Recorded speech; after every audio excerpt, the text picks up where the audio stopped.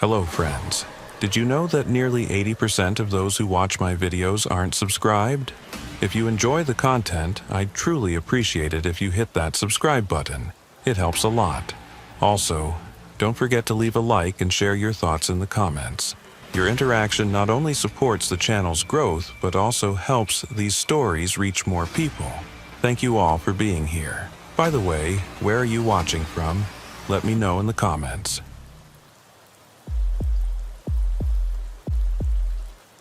The rain had been falling for 6 hours straight by the time we positioned ourselves along Lower Walker Drive, and it showed no sign of letting up. I could hear it hammering against the concrete ceiling above us, a dull, rhythmic percussion that echoed through the multi-level street system like a drum line nobody asked for. The sound mixed with the occasional hiss of tires on wet pavement from the upper deck, creating a white noise that would have been calming under different circumstances. But tonight, with my heart rate climbing and my hands going numb inside their gloves, the rain just felt oppressive, like the city itself was trying to drown out whatever was about to happen down here in the dark. I adjusted my position behind the concrete pillar, feeling the rough surface catch on my jacket. My name is Special Agent Alaric Dunleavy, and I'd been with the Chicago field office for 9 years. Long enough to know that surveillance operations in Lower Wacker never went the way they were supposed to. The underground roadway was a labyrinth of support columns, service corridors, and blind corners that made visual tracking nearly impossible even in daylight. At night, in the rain, with minimal street lighting and the perpetual fog that rose from the Chicago River just a block east, it became something else entirely. It became the kind of place where you could lose a target in the time it took to blink, where radio signals bounced off concrete and steel until your earpiece filled with static, where the chain of custody on evidence could fall apart because you couldn't maintain constant visual contact for more than 30 seconds at a time. Heads up, primary vehicle approaching from the west. The voice in my ear belonged to Teus O'Rourke, our intelligence analyst who was positioned 3 blocks away in a surveillance van that probably smelled like coffee and stress by now. Her tone was calm, almost casual, but I'd worked with her long enough to hear the undercurrent of tension. Black Suburban, no front plate visible, 2 occupants, speed approximately 15 miles per hour. I pressed the transmit button on my radio twice, our signal for acknowledgement without breaking radio silence, and shifted my weight to get a better angle on the street. 50 feet to my right, I could just barely make out the shape of the technical surveillance specialist we'd borrowed from the evidence response team. Quillon Mercer was his name, and this was our first operation together. He was crouched behind an abandoned construction barrier, his equipment case open beside him, probably running through a mental checklist of every sensor and recording device he'd planted along this stretch of road over the past 4 days. I'd read his file before the operation briefing. Former Army Signals Intelligence, 2 tours overseas recruited by the Bureau 5 years ago, and quickly established himself as one of the best TSS operators in the Great Lakes region. The file also noted that he was meticulous to the point of obsession, which was exactly what you wanted in someone responsible for gathering evidence that would hold up in federal court. The headlights appeared first, cutting through the darkness and fog like searchlights. The Suburban moved slowly, cautiously, exactly the way you'd expect a vehicle to move when the driver knew they were doing something they shouldn't be. It passed my position and continued east toward the river, toward the drop point we'd identified through 3 months of Title III wiretaps and financial transaction analysis. This whole operation stemmed from an organized crime investigation that had started small. Some irregularities in shipping manifests at a logistics company in the Calumet Industrial Corridor, and had metastasized into something much larger. Money laundering, likely. Trafficking, possibly. The exact nature of what was being moved through these midnight exchanges remained unclear, which was why we were out here in the cold and rain instead of executing arrest warrants from the comfort of a warm office. Vehicle stopping at the designated location, Thais reported. Driver exiting. No passenger movement yet. I pulled out my monocular and trained it on the Suburban's position, approximately 80 yards away. The driver was a heavy-set man in a dark jacket, moving with the kind of careful deliberation that suggested he'd done this before.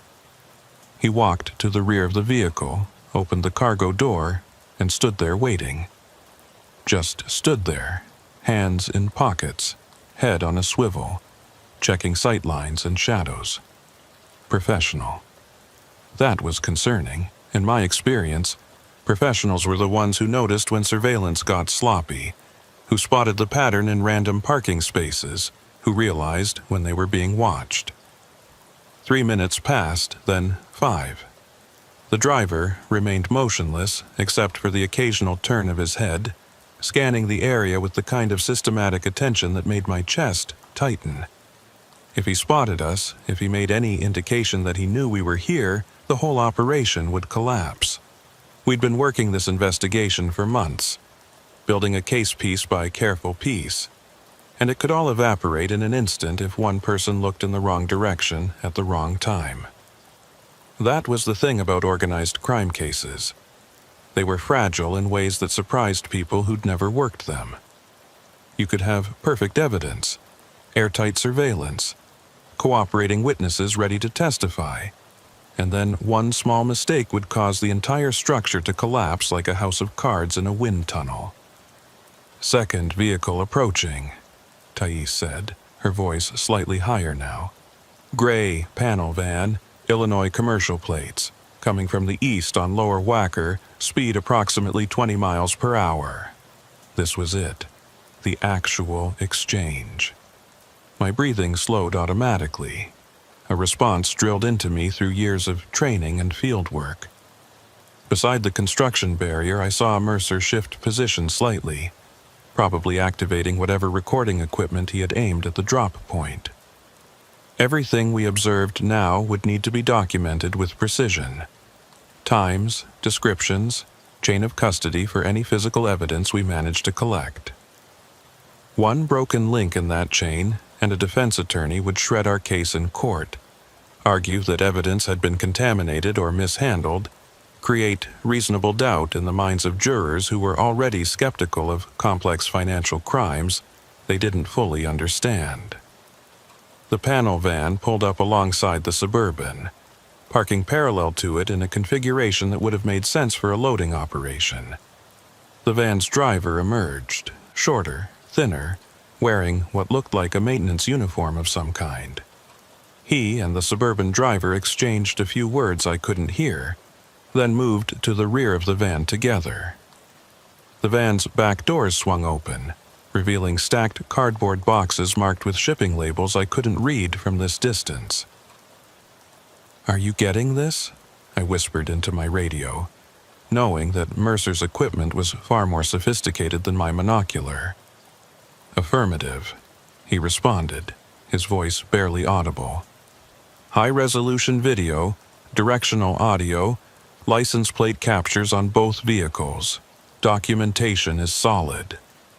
The two men began transferring boxes from the panel van to the Suburban, not all of them, I noticed, just 4 specific boxes from the bottom of a stack near the van's rear doors.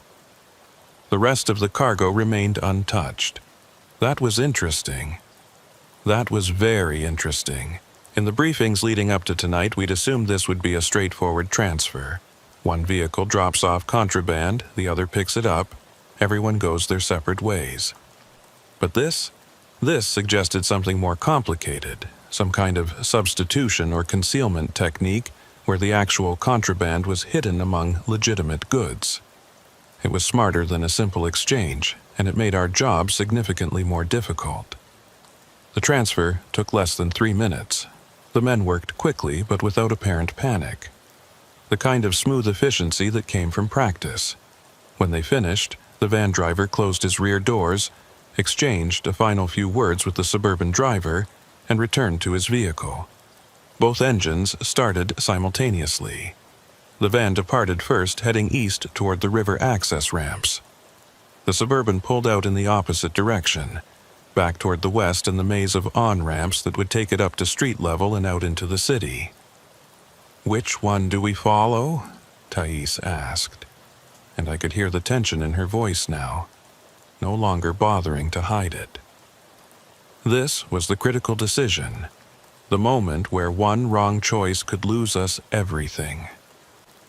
I watched the Suburban's taillights recede into the darkness, while the van's engine noise faded toward the river. We had 3 vehicles at our disposal: my unmarked sedan, parked 2 blocks south, Thais's surveillance van, and Mercer's equipment van parked near the Michigan Avenue exit. But 3 vehicles couldn't effectively track 2 targets moving in opposite directions through a city that offered infinite options for losing a tail. We had to choose, and we had to choose immediately. The Suburban, I decided, my voice steadier than I felt. That's where the product is going. The van is just a courier. Thais, coordinate with Mercer, get vehicle descriptions and plates to the watch commander, request additional units to locate and monitor the van, but maintain distance. We stay with the money. "Copy that," she replied, already typing commands into her systems. "Mercer, did you copy?" "Affirmative," he responded. "Pulling data now." I was already moving toward my vehicle, staying low and using the support columns for cover. The Suburban had a head start, but it was still visible when I reached my sedan, a dark blue Crown Victoria that screamed Federal Agent, despite technically being unmarked. I slid behind the wheel, started the engine without turning on my headlights, and began following at a distance I hoped was sufficient to avoid detection. The Suburban continued west, moving through Lower Wacker's curves and straightaways with the same cautious speed it had maintained earlier. No sudden accelerations, no aggressive lane changes, nothing to suggest the driver had spotted surveillance. That was good. That meant we still had a chance to see where this led, to identify the next link in whatever chain we were trying to unravel. "Target vehicle is approaching the exit ramp at Clinton Street," I reported, watching the Suburban's brake lights flare as it slowed for the turn. "Looks like they're heading up to street level." "Copy," Thais said. "Be advised, we're getting some interference on the radio frequencies. Might be the storm, might be the concrete structure. If we lose contact, maintain visual on the target and we'll re-establish when you're clear of the underground." Static crackled through my earpiece, punctuating her warning. That was another joy of working Lower Wacker, the radio dead zones, the places where concrete and steel created electromagnetic shadows that swallowed communications like black holes. If I lost contact with my team, I'd be operating on my own judgment, making decisions without backup or guidance, with no way to call for help if something went wrong. The Suburban took the Clinton Street ramp, and I followed, maintaining a 3-car buffer that dissolved to a 1-car buffer when we reached street level and encountered the minimal late-night traffic. Rain continued to hammer down, reducing visibility to maybe 50 feet, making it easier to stay close without being spotted but harder to see where we were actually going. The Suburban turned north on Clinton, then east on Lake Street, moving into the West Loop with its mix of old warehouses and new development. Trendy restaurants closed for the night and luxury apartment buildings with lobbies that stayed lit around the clock. "Thais, are you reading me?" I said into the radio, getting only static in response. I tried again. "Mercer? Anyone?" Nothing. The dead zone had swallowed my communications, leaving me isolated in a marked sedan, trailing a vehicle full of contraband through a rainstorm in the middle of the night. This was exactly the kind of scenario that made senior agents shake their heads during training sessions, the kind of situation they warned you to avoid, but that somehow became inevitable once you spent enough time in the field. The Suburban continued east, passing under the elevated train tracks at Wells Street, moving toward the river again. We were circling back, I realized, coming around to the northeast and heading toward the area we'd just left. That didn't make sense. Why transfer the boxes and then immediately return to the general vicinity? Unless the thought was interrupted by the Suburban's sudden turn into an underground parking garage, one of the private facilities that serve the office buildings in this part of the loop. I had maybe 2 seconds to decide whether to follow or maintain external surveillance. Following meant committing fully, potentially getting trapped in the garage's confined space if things went bad. Staying outside meant possibly losing the target if there was another exit, or if they transferred vehicles inside the garage. I followed. The garage entrance swallowed me. Fluorescent lights replacing the darkness of the street. The sound of rain cutting off abruptly to be replaced by the echo of engines in concrete spaces. The Suburban was 1 level down, moving slowly through the parking lanes, and I followed at what I hoped was a discreet distance. My heart was hammering now, my hands tight on the wheel, every instinct screaming that I was making a mistake, but unable to identify exactly what kind of mistake it was. The Suburban pulled into a parking space on the second sublevel, backing in so the rear doors faced a concrete wall. Smart. That meant anyone approaching would have to come from the front, would be visible through the windshield before they could see what was happening at the back of the vehicle. I parked 2 rows away, killed my engine, and watched. The driver emerged, looked around carefully, then pulled out his phone and appeared to make a call. He spoke for maybe 30 seconds, then returned the phone to his pocket and stood there waiting. Just stood there, exactly like he'd done at the drop point on Lower Wacker, hands in pockets, head on a swivel, watching. Minutes passed. The garage was almost completely empty at this hour. I counted maybe 8 other vehicles on this level, all of them dark and apparently unoccupied. The fluorescent lights hummed overhead, creating a flat, shadowless illumination that made everything look slightly unreal, slightly wrong. My radio remained dead, offering nothing but static no matter how many times I checked it. Then I heard it. Footsteps echoing from somewhere above us. Someone was coming down the stairwell at the far end of the garage level. The Suburban driver heard it too. His posture changed, became more alert but not defensive. He was expecting someone. The stairwell door opened and 2 figures emerged, both wearing dark clothing, both moving with purpose. They approached the Suburban directly. No hesitation, no caution. These weren't random pedestrians who happened to be in the garage. These were part of whatever was happening here.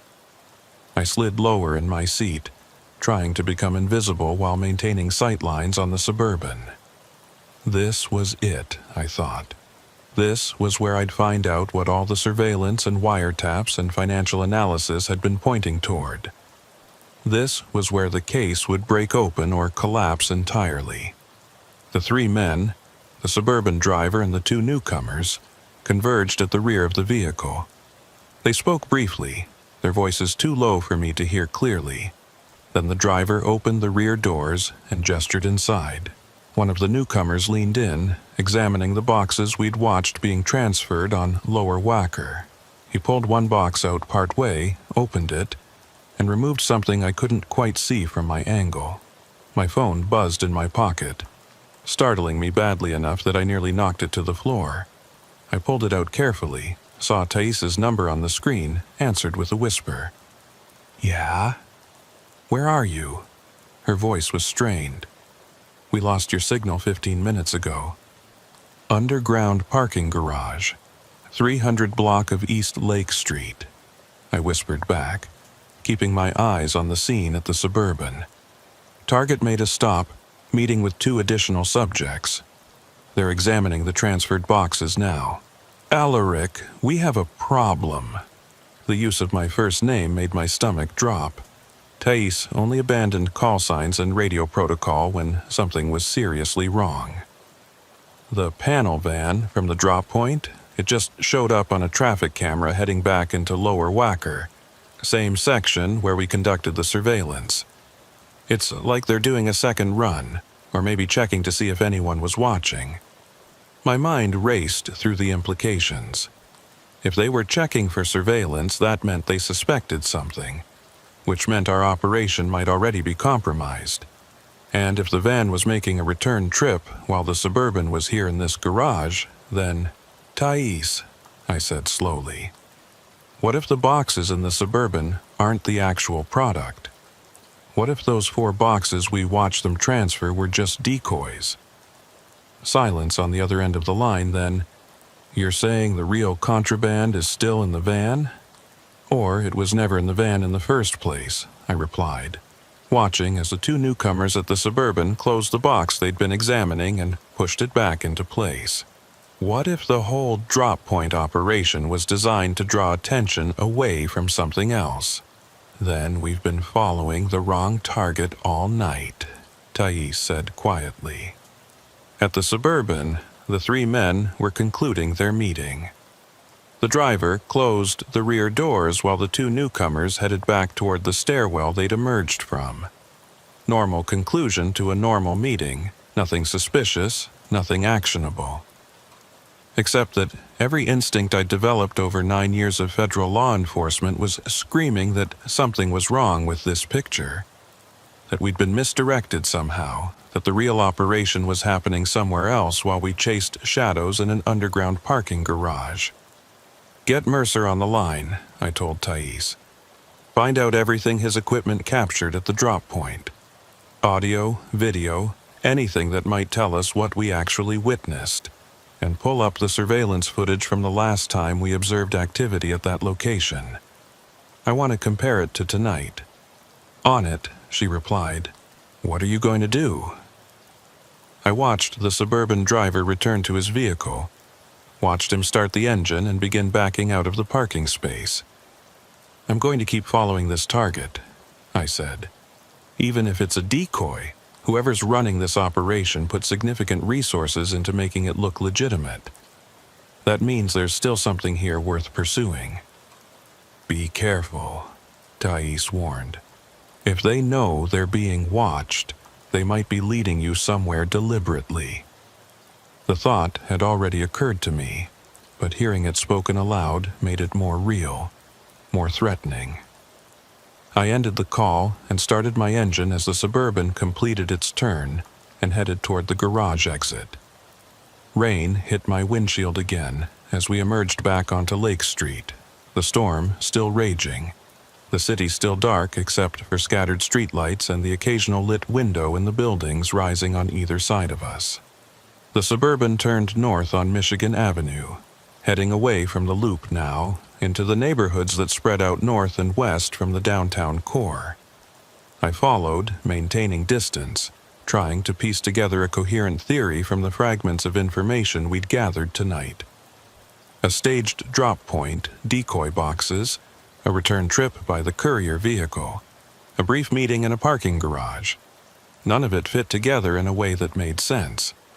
Unless making sense wasn't the point. Unless the entire operation was designed to create confusion, to overwhelm surveillance resources, to make investigators question their own observations until they couldn't distinguish signal from noise. My radio crackled back to life as we moved away from the interference zones around Lower Wacker.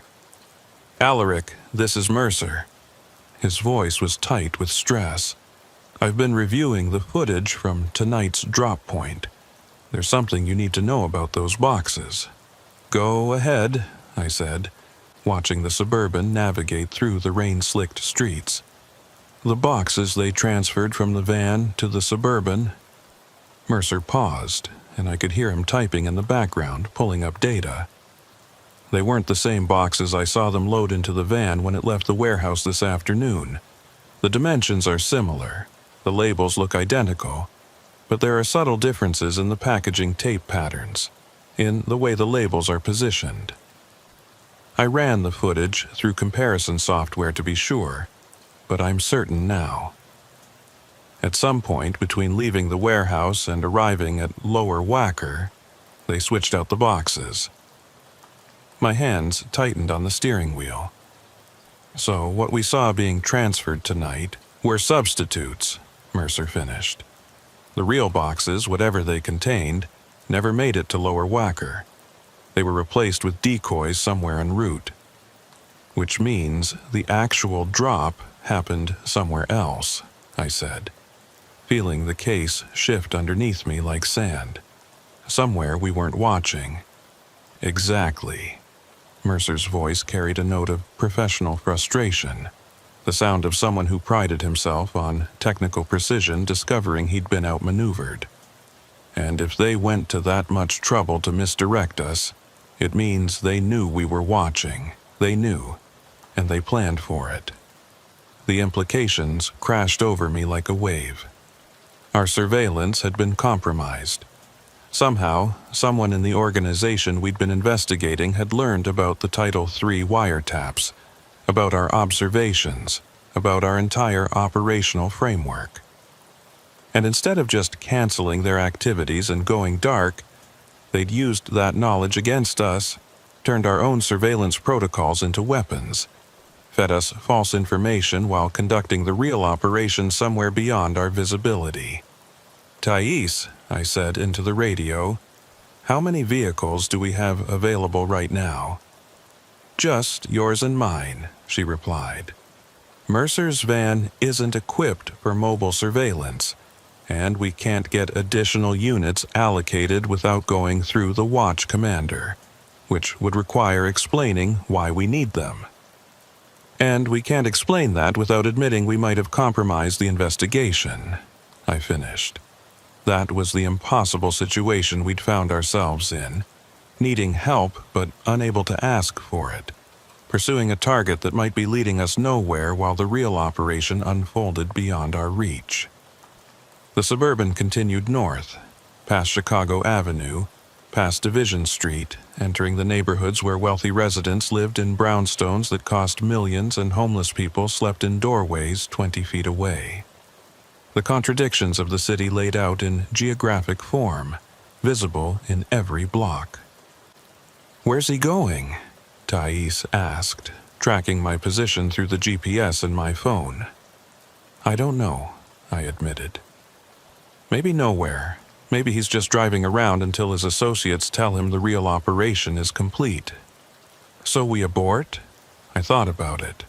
Thought about the months of work we'd invested in this investigation, the late nights and cold coffee and bureaucratic forms filed in triplicate to justify every minute of surveillance time and every dollar of operational budget. Thought about going back to the office and explaining to the assistant special agent in charge that we'd been played, that our entire investigative approach had been anticipated and countered by people we'd underestimated. "No," I said, "we stay with him. Even if this is a decoy operation, even if the real contraband is somewhere else, there's still a pattern here. Eventually, he'll have to meet with someone, report to someone, go somewhere that matters. And when he does, we'll be watching." It wasn't a great plan. It wasn't even a good plan. But it was the only plan we had that didn't involve admitting defeat and walking away from 9 months of investigative work. The Suburban turned west on North Avenue, heading away from the lake now, into neighborhoods I knew less well. Old manufacturing districts being converted to mixed-use development. Warehouses becoming loft apartments. Industrial corridors being rezoned for commercial use. The city reinventing itself block by block, building by building, leaving behind the people and businesses that couldn't afford the transformation. "Target is slowing," I reported, watching the Suburban's brake lights. "Looks like he's pulling into a parking lot. Stand by." The lot served a cluster of old warehouse buildings, the kind of structures that had been built a century ago to serve industries that no longer existed. Some had been renovated into office space or artist studios, but most still looked abandoned, their windows broken or boarded up, their loading docks sealed with rusted metal gates. The Suburban pulled around to the back of one of these buildings, out of sight from the street. I killed my headlights and coasted to a stop at the lot's entrance, trying to decide whether to follow or maintain external observation. Through the rain, I could just barely see the Suburban's taillights disappear behind the building. "He's out of visual," I reported. "I'm going to try to get a better angle." "Alaric, be careful," Thais warned. "If this is a setup—" "I know," I interrupted. "But we're already committed. Might as well see it through." I eased my sedan into the parking lot, moving slowly to minimize engine noise, trying to stay in the shadows cast by the buildings. The rain helped mask my approach, but it also reduced visibility to the point where I was essentially navigating blind. I rounded the corner of the nearest warehouse and spotted the Suburban, now parked beside a loading dock at the back of the building. The driver was out of the vehicle, talking to someone. No, not someone. Multiple people. 4 or 5 figures, all wearing dark clothing, all gathered around the Suburban's rear doors. This wasn't a decoy operation, this was real. I grabbed my phone to call Thais, but before I could dial, the loading dock door began to roll upward, revealing a lit interior space and more people inside. The Suburban driver opened his rear doors and the group began unloading the boxes we'd watched being transferred on lower Wacker.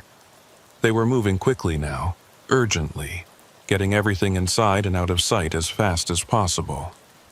"Thais," I said quietly into my phone, "I've got active transfer at an industrial location on North Avenue. Multiple subjects, they're unloading the Suburban into a warehouse. I need backup, and I need the evidence response team ready to execute a search warrant." "How many subjects?" she asked, and I could hear her keyboard already clattering as she started documenting everything. "At least 7 visible, possibly more inside the building." I tried to get license plate numbers on the vehicles parked near the loading dock, but the rain and darkness made it nearly impossible. "They're moving fast, like they know they're operating on a timeline." "I'm pulling the property records now," Thais said. "The warehouse is... okay, it's owned by a shell company registered in Delaware. Cross-referencing with our case files. Jesus, Alaric, this property came up in the financial analysis 6 weeks ago. We flagged it as a potential money laundering vehicle, but deprioritized it because the transaction volumes were too small to warrant immediate attention. So they're smarter than we gave them credit for," I muttered, watching the last of the boxes disappear into the warehouse. They spread their operations across multiple properties, kept everything below the threshold that would trigger automatic flags, coordinated activities across jurisdictions to make pattern recognition harder. "That's organized crime 101, Thais replied. "But the level of sophistication here, this isn't street-level distribution, this is something bigger." The Suburban driver closed his rear doors and climbed back into the vehicle. The loading dock door began rolling down again, sealing off my view of the warehouse interior. In 30 seconds, the scene would look completely normal, just another industrial building in a neighborhood full of them, indistinguishable from hundreds of similar structures across the city. "He's leaving," I reported as the Suburban's engine started. "Do I follow him or stay here?" "Stay there," Thais decided. "Mercer is en route to your location with the surveillance equipment. We'll set up external observation and try to determine what's happening inside that warehouse. If we're lucky, we can identify enough people and activities to support a warrant application. And if we're not lucky, then we spend another 6 months building the case and hope they don't realize we're watching." The Suburban pulled out of the lot and disappeared into the rain, leaving me alone with a warehouse full of suspects and questions I couldn't answer. I moved my sedan to a position with better sight lines on the loading dock, killed my engine, and settled in to wait. This was the part of surveillance work they never showed in movies, the long, boring stretches where nothing happened, and you just sat in a car trying to stay awake while rain hammered on the roof and your coffee went cold and your legs went numb. Hours could pass like this, sometimes entire days, waiting for something to occur that might or might not be significant, documenting everything in meticulous detail in case it became relevant later. Mercer arrived 40 minutes later, his equipment van pulling into position 2 blocks away where he could set up directional microphones and infrared cameras without being obvious about it. I met him there, grateful to stretch my legs and talk to another human being after the isolation of solo surveillance. "What have we got?"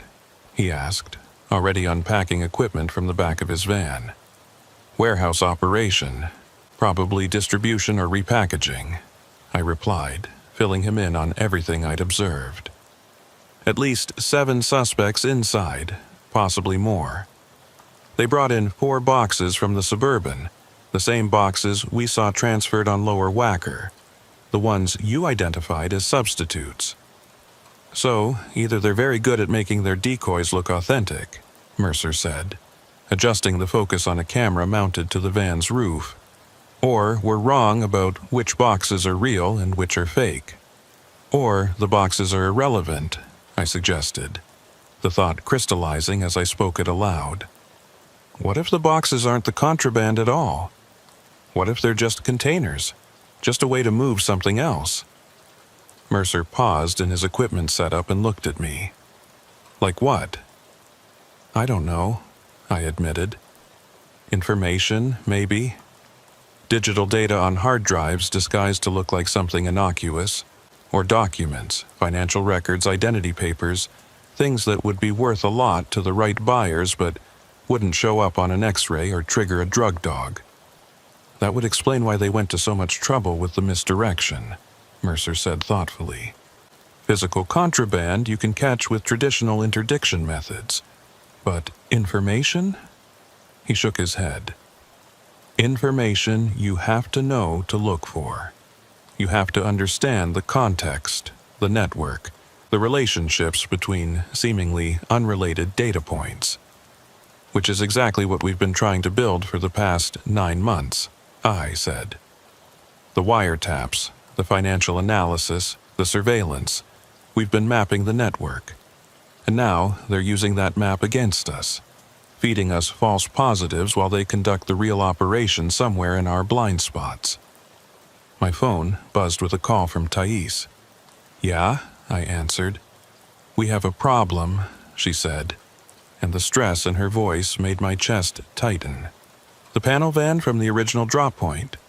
The one that showed up on traffic cameras returning to Lower Wacker? It just appeared again, this time on the south side, in the Calumet Industrial Corridor." "Where exactly?" I asked. "Outside a metal fabrication plant on 100th Street, near the Bishop Ford Freeway. The plant showed up in our case files as a possible front for money laundering activity. And Alaric?" She paused. "The van's driver appears to be making another exchange. Same protocol as Lower Wacker. Parks, waits, meets with another vehicle, transfers boxes." "So there were 2 operations tonight," I said slowly, understanding dawning. "The one on Lower Wacker that we followed, and a second one on the south side that we missed entirely. They split our attention, made us choose which target to follow, then conducted both operations, knowing we could only watch one." "It's worse than that," Thais replied. "I've been reviewing our surveillance logs from the past 6 months. Every time we've observed suspicious activity at one location, there have been similar timestamps for different locations across the city. We thought they were unrelated incidents, but what if they were coordinated? What if they've been running multiple simultaneous operations every time, knowing we don't have enough resources to monitor everything at once? Then we've only been seeing a fraction of their actual activity," I finished. "We've been documenting the decoys while the real operations happen beyond our visibility." "Exactly!" Thais sounded exhausted. "And if that's true, then our entire investigation might be compromised. Everything we think we know might be wrong." I looked at the warehouse, at the loading dock where boxes had disappeared into darkness, at the rain-soaked streets that could hide 100 operations just like this one. somewhere in the city, people were moving contraband, whatever form that contraband took, through a network we'd only partially mapped, using protocols we'd only partially understood. And they were doing it with the confidence that came from knowing they'd stayed several steps ahead of us every time we thought we were closing in. "We need to make a decision," I said. "We can't follow every lead, can't watch every location. We have to prioritize. What do you recommend?" Thais asked. I thought about it, weighing options that all seemed equally bad. "We stay here," I decided. "Whatever's happening in this warehouse, it's significant enough that they're willing to conduct the operation despite potential surveillance. That means it's time-sensitive, which means it's important. And important means it's worth pursuing even if we're letting other operations proceed elsewhere." "All right," Thais agreed reluctantly. "But Alaric, when this is over, we need to have a serious conversation about how we've been approaching this investigation. Because if they're really this far ahead of us, then we need to fundamentally rethink our operational protocols." "Agreed," I said, and ended the call. Mercer had finished setting up his equipment by the time I returned to the van. Arrays of directional microphones pointed toward the warehouse. Infrared cameras tracked heat signatures through walls. Radio frequency scanners monitored communications in a dozen different bands. It was an impressive technical setup, the kind of surveillance capability that would have seemed like science fiction 20 years ago. "Anything interesting?" I asked. "Some movement inside the warehouse, but the building's structure is interfering with the infrared," Mercer replied, adjusting settings on a laptop screen. "I'm getting maybe 7 or 8 heat signatures, but they're indistinct. Could be people, could be machinery, could be a combination of both.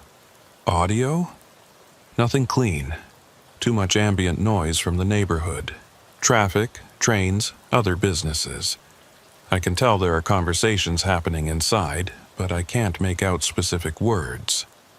So we were back to the fundamental problem of surveillance work. Proximity versus discretion. Getting close enough to gather actionable intelligence meant risking detection. Maintaining operational security meant accepting gaps in our information. There was no perfect solution, no way to observe everything while remaining completely invisible. I was about to say something when Mercer suddenly held up a hand for silence. "Wait," he said, tilting his head as if listening to something I couldn't hear. "I'm getting... Okay, there's increased radio frequency activity. Multiple devices transmitting in the 900 megahertz range looks like encrypted communications. Professional-grade encryption too, not just burner phones. Can you break it?" I asked, knowing the answer before he spoke. "Not in real time, no. I can record everything and submit it for cryptanalysis, but that'll take days or weeks depending on the encryption standard. And by then, whatever they're planning will be complete. So, we're flying blind," I said. "Not completely blind," Mercer corrected. "We know they're communicating. We know they're using sophisticated equipment.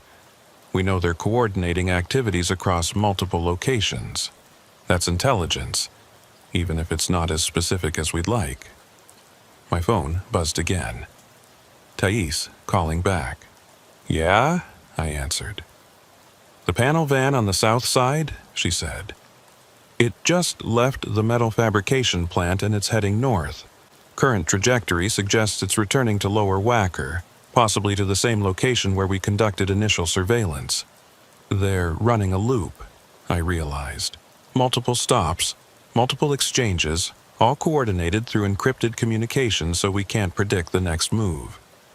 It's a continuous operation spread across the entire city, impossible to monitor completely unless we had dozens of surveillance teams, which we don't have," Thais confirmed.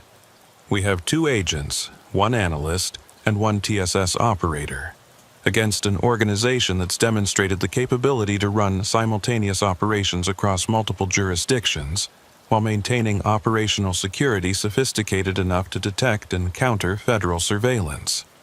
"So, what do you want to do?" I asked. Silence on the line for a long moment, then, "I think we need to call this in," Thais said quietly. "Bring in the assistant special agent in charge, request additional resources, admit that we're outmatched and need help. That'll mean explaining everything that's happened tonight," I said, "including the fact that our surveillance was probably compromised, that we followed a decoy target while real operations proceeded elsewhere, that 9 months of investigative work might need to be reevaluated." "I know," she replied, "but what's the alternative? We keep following shadows while they run circles around us? We pretend we're in control when we're clearly not? That's not investigation, Alaric, that's just pride." She was right, of course. I knew she was right. But the admission stung anyway. The acknowledgement that we'd been outplayed. That despite all our training and experience and technical capabilities, we'd been consistently wrong-footed by people who understood our methods better than we'd understood theirs. "All right," I said, "make the call.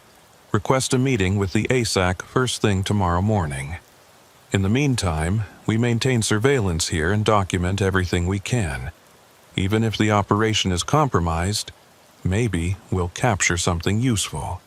"Copy that," Thais said, and disconnected.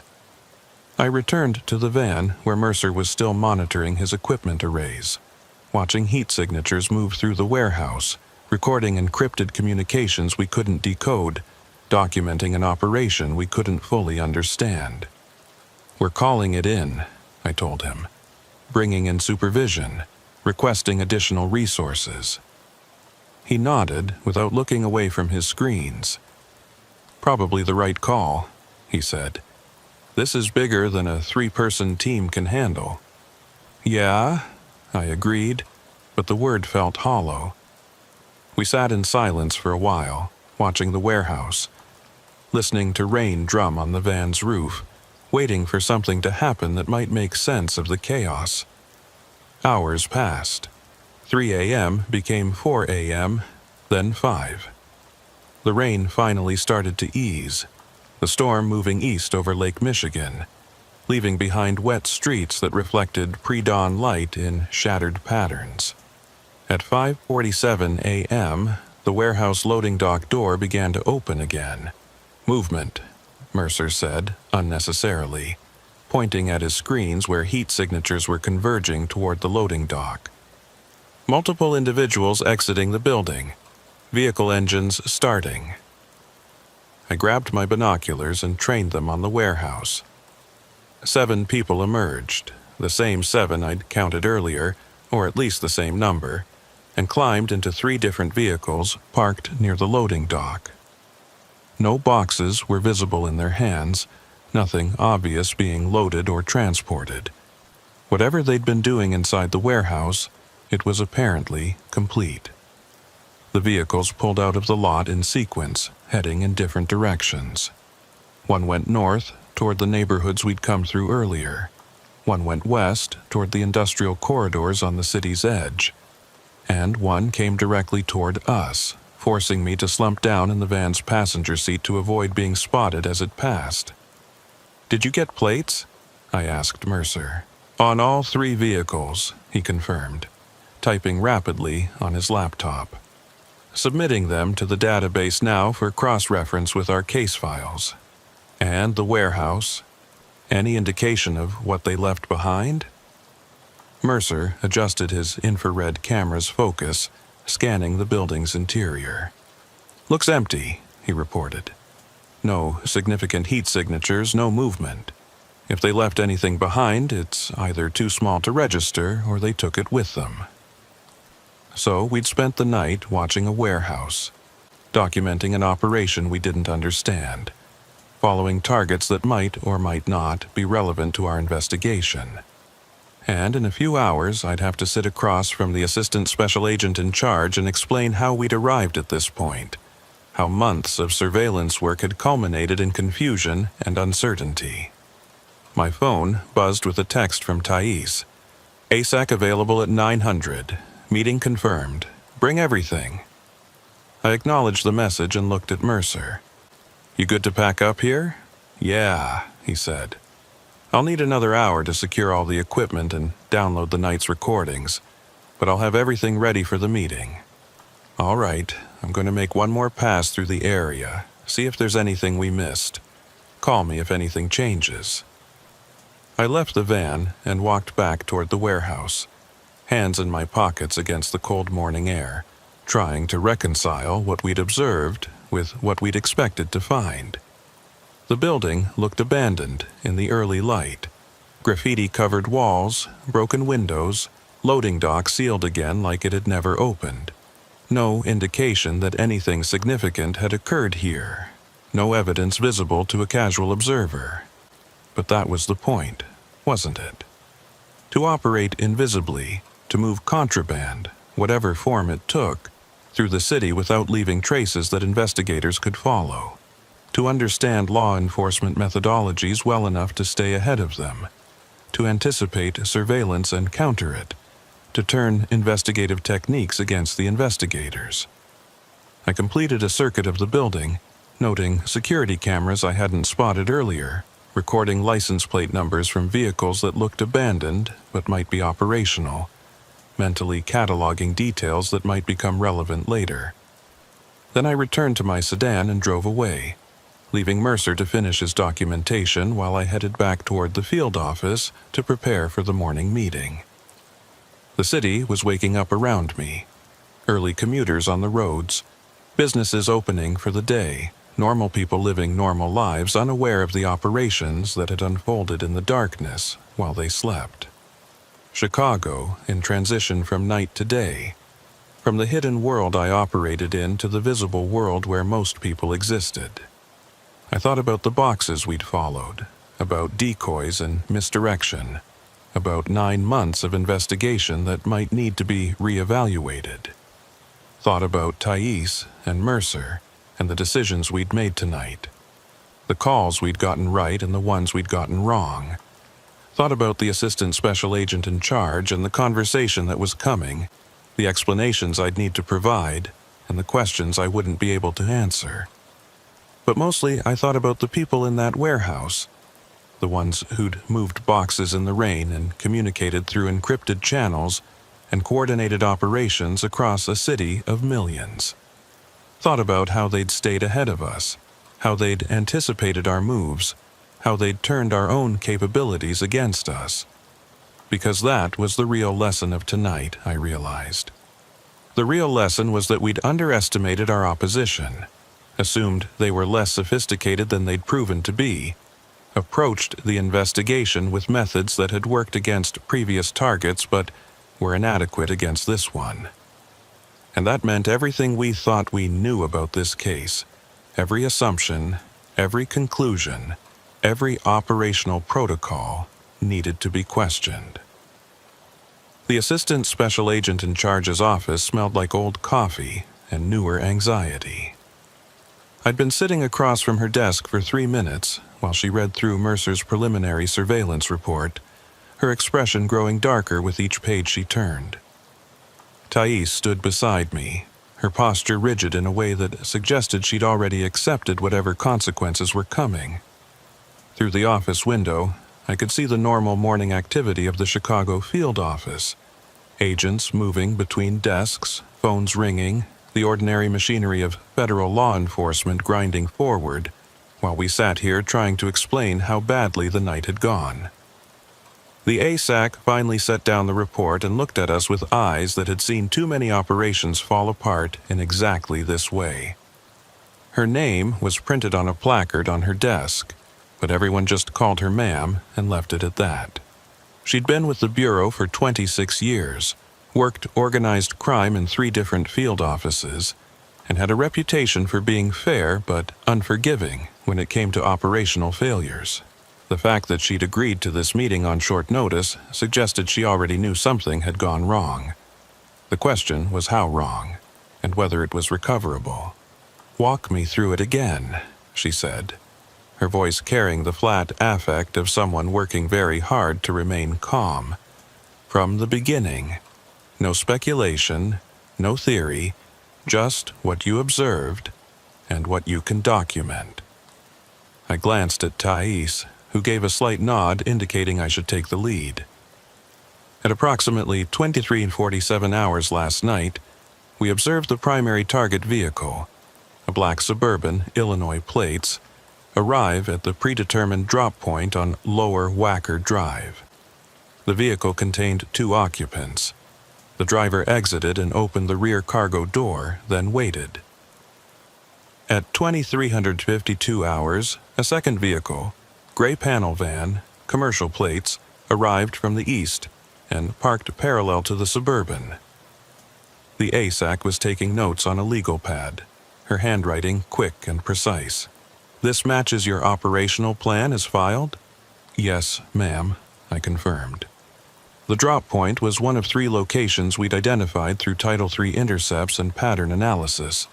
We had it under surveillance for 4 hours prior to the exchange, confirmed the location was secure for observation. Continue.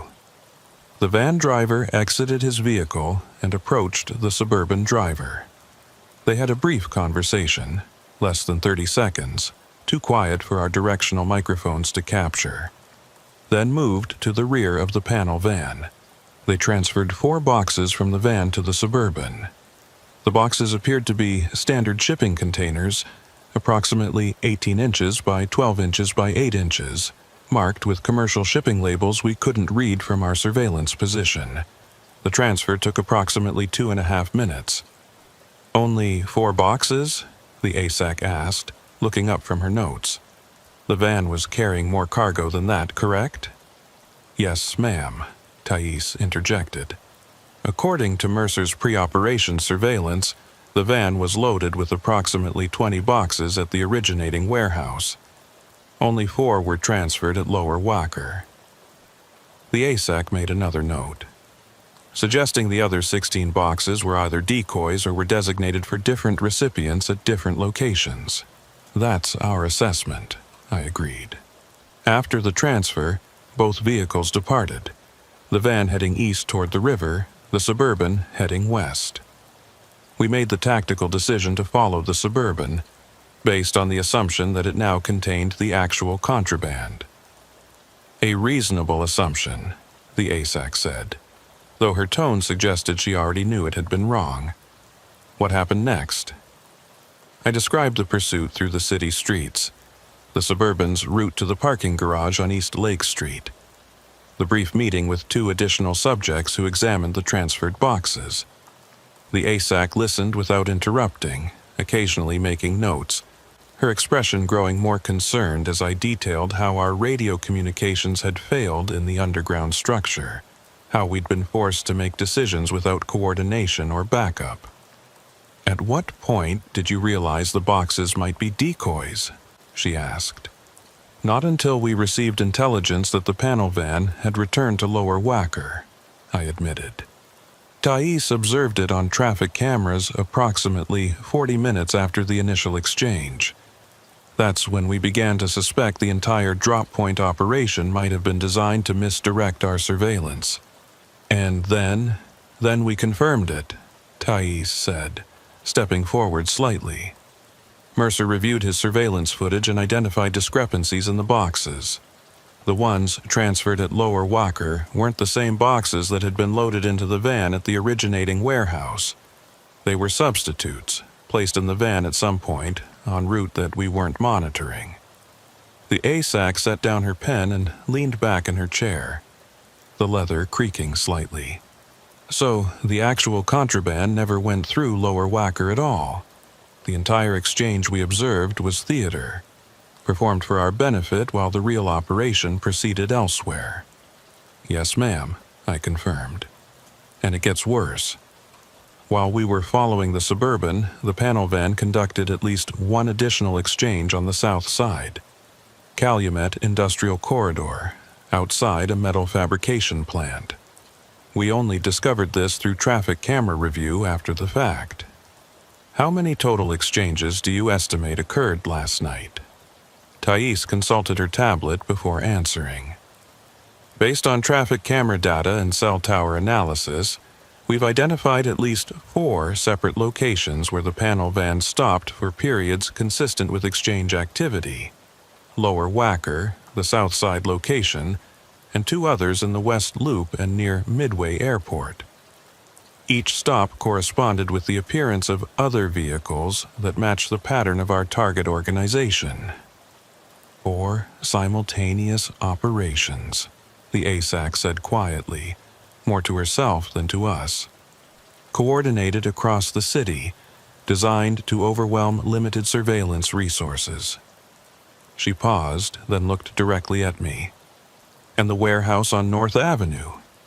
The one you maintained observation on for the remainder of the night? We documented 7 individuals entering and exiting, I replied. All appeared to be involved in some kind of organizational activity inside the structure, but we couldn't determine specifics. The building's construction interfered with our infrared surveillance, and they were using encrypted communications we couldn't decrypt in real time. The property is owned by a shell company that appeared in our financial analysis 6 weeks ago, but we'd deprioritized it as a low-value target. Except it wasn't low value, the ASAC said. It was the operational hub, probably one of several, and they kept it below our priority threshold intentionally.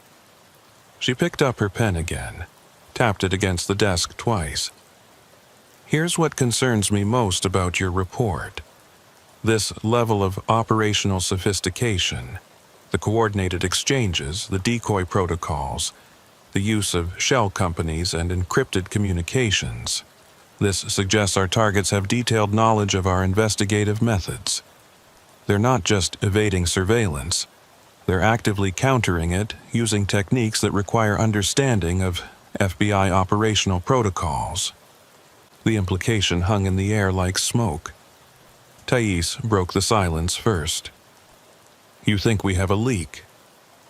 I think it's a possibility we can't ignore, the ASAC replied. Either someone with access to this investigation has been compromising operational security, or our targets have experience with federal law enforcement that's allowed them to anticipate our methods. Either scenario is deeply problematic. My stomach tightened at the thought. A leak would mean months of investigative work was potentially contaminated. Every operational decision suspect, every piece of evidence questionable. It would mean someone we worked with, someone we trusted, had been feeding information to the people we were trying to catch. And worst of all, it would mean we couldn't trust anyone. Not our colleagues, not our supervisors, maybe not even each other. What do you want us to do? I asked. The ASAC stood and walked to the window, looking out at the office beyond. First, we contain this. The 3 of you, myself and Mercer, are the only people who know the full details of what happened last night. That doesn't change without my explicit authorization. No briefings, no case file updates, no casual conversations with other agents. This information stays compartmentalized until we understand what we're dealing with. Yes, ma'am, we both replied. Second, we re-examine everything. Every piece of intelligence, every surveillance report, every operational decision made in the past 9 months. We assume nothing, trust nothing that hasn't been independently verified. If there's a leak, if someone has been compromising this investigation, we need to find the pattern. The places where information flowed out before operations went wrong. That's going to take time, Thais noted. Potentially weeks. Then we'd better start immediately, the ASAC replied, turning back to face us. Third, we shift our approach. Clearly, traditional surveillance isn't working against these targets. They're too sophisticated, too well prepared, so we change tactics, find new ways to gather intelligence that they won't anticipate. What did you have in mind? I asked. The ASAC returned to her desk and pulled a thin folder from a locked drawer. There's a CI, confidential informant, who contacted us 3 months ago, claiming to have information about organized crime operations in the shipping and logistics sector. At the time, we couldn't corroborate his information with existing intelligence, so we put him on hold. But looking at his debrief notes now, in light of what you observed last night, there are some interesting overlaps. She slid the folder across the desk to me.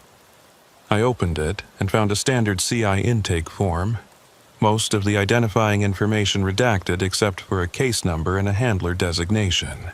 The summary section described someone with access to cargo handling operations at multiple facilities across the Chicago area, someone who claimed to have witnessed systematic diversion of legitimate shipments for purposes unknown. The CI mentioned something specific, the ASAC continued, pointing to a highlighted section in the notes. He said the operations he observed always involved ghost boxes, containers that appeared on manifests but contained different contents than what was documented, or sometimes contained nothing at all. He said the organization running the scheme was using legitimate logistics infrastructure to move something they couldn't move through normal channels. That matches what we saw last night, Thais said, reading over my shoulder. The substituted boxes, the multiple exchange points, the use of warehouse facilities that appear legitimate on paper. Exactly, the ASAC agreed, which suggests this CI might have access to information we need. The question is whether we can trust him, whether his information is genuine, or whether he's part of the misdirection, feeding us intelligence designed to lead us away from actual operations. How do we determine that? I asked. Carefully, the ASAC replied. I want you two to make contact with the CI. Meet him, assess his credibility, determine what he actually knows and what he's willing to share. But you do it completely off book. No official documentation, no case file entries, nothing that could leak if our investigation is compromised. Use personal phones, meet in public locations, pay cash for everything. Treat this like you're operating in a hostile foreign country where you can't trust local infrastructure. The weight of what she was asking settled over me. Operating outside official channels meant operating without backup, without the safety net of bureau resources and protocols. It meant if something went wrong, we'd be on our own. But it also meant we'd be invisible to anyone monitoring official FBI activities, invisible to whoever might be leaking information. When do we make contact? Thais asked. Today, the ASAC said. The CI works a shift at a cargo handling facility in the Calumet Industrial Corridor. He gets off at 1500 hours. I'll send you the contact protocol on a burner phone. Pick one up from the equipment room, use it exclusively for this operation, and destroy it when you're done. She paused, her expression hardening. And listen to me carefully. If this CI is legitimate, if he has the information he claims, then he's in danger. These people have already demonstrated they're willing to kill to protect their operations. They won't hesitate to eliminate a threat, especially one that comes from inside their own organization. You think they've identified him as a potential informant? I asked. I think we have to assume they're looking for leaks just like we are, the ASAC replied. They're smart, organized, paranoid. If they suspect someone is talking to the FBI, they'll act. Which means you need to be extremely careful about how you approach this. One wrong move, one surveillance mistake, and you could get this person killed. The morning sun coming through the window seemed too bright suddenly, too cheerful for the conversation we were having. I thought about the 7 people we'd watched at the warehouse, about encrypted communications and coordinated operations, about an organization sophisticated enough to outmaneuver federal surveillance. Thought about what such an organization would do to someone who betrayed them. Understood, I said, closing the CI folder and standing. We'll make contact this afternoon, assess the situation, report back. No, the ASAC corrected. You'll assess the situation and make your own decisions about how to proceed. I don't want reports, don't want updates unless absolutely necessary. The less I know about your specific activities, the less I can inadvertently compromise if there is a leak. Use your training, trust your instincts, and keep each other safe. That's the priority, not the case, not the investigation. Keeping our people alive. It was a strange kind of authorization, permission to operate independently wrapped in warnings about dangers we couldn't fully see. But it was also a measure of the ASAC's trust, her belief that we could navigate this situation better on our own than we could following official protocols that might be compromised. Thais and I left the office together, neither of us speaking until we were in the elevator heading down to the equipment room. The doors closed, sealing us in the small metal box, and she finally said what we were both thinking. "This is bad, Alaric.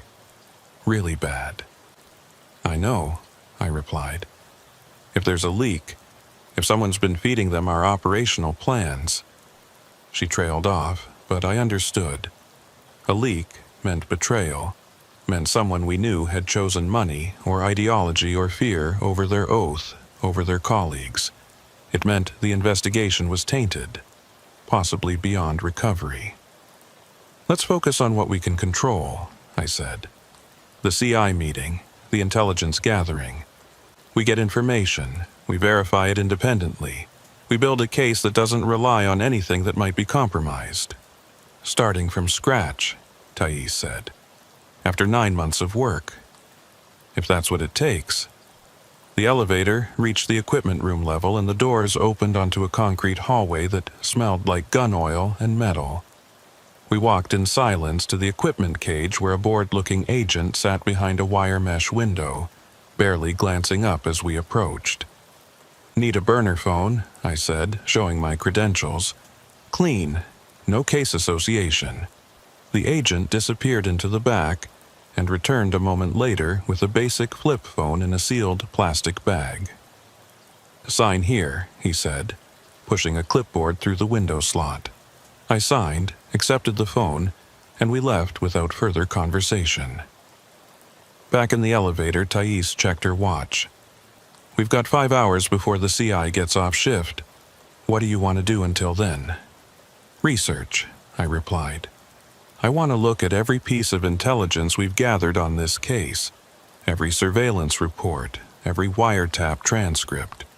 If there's a pattern to when operations went wrong, when our targets seemed to know we were watching, maybe we can identify the leak point. That's going to mean reading through thousands of pages of documentation. Then we'd better get started."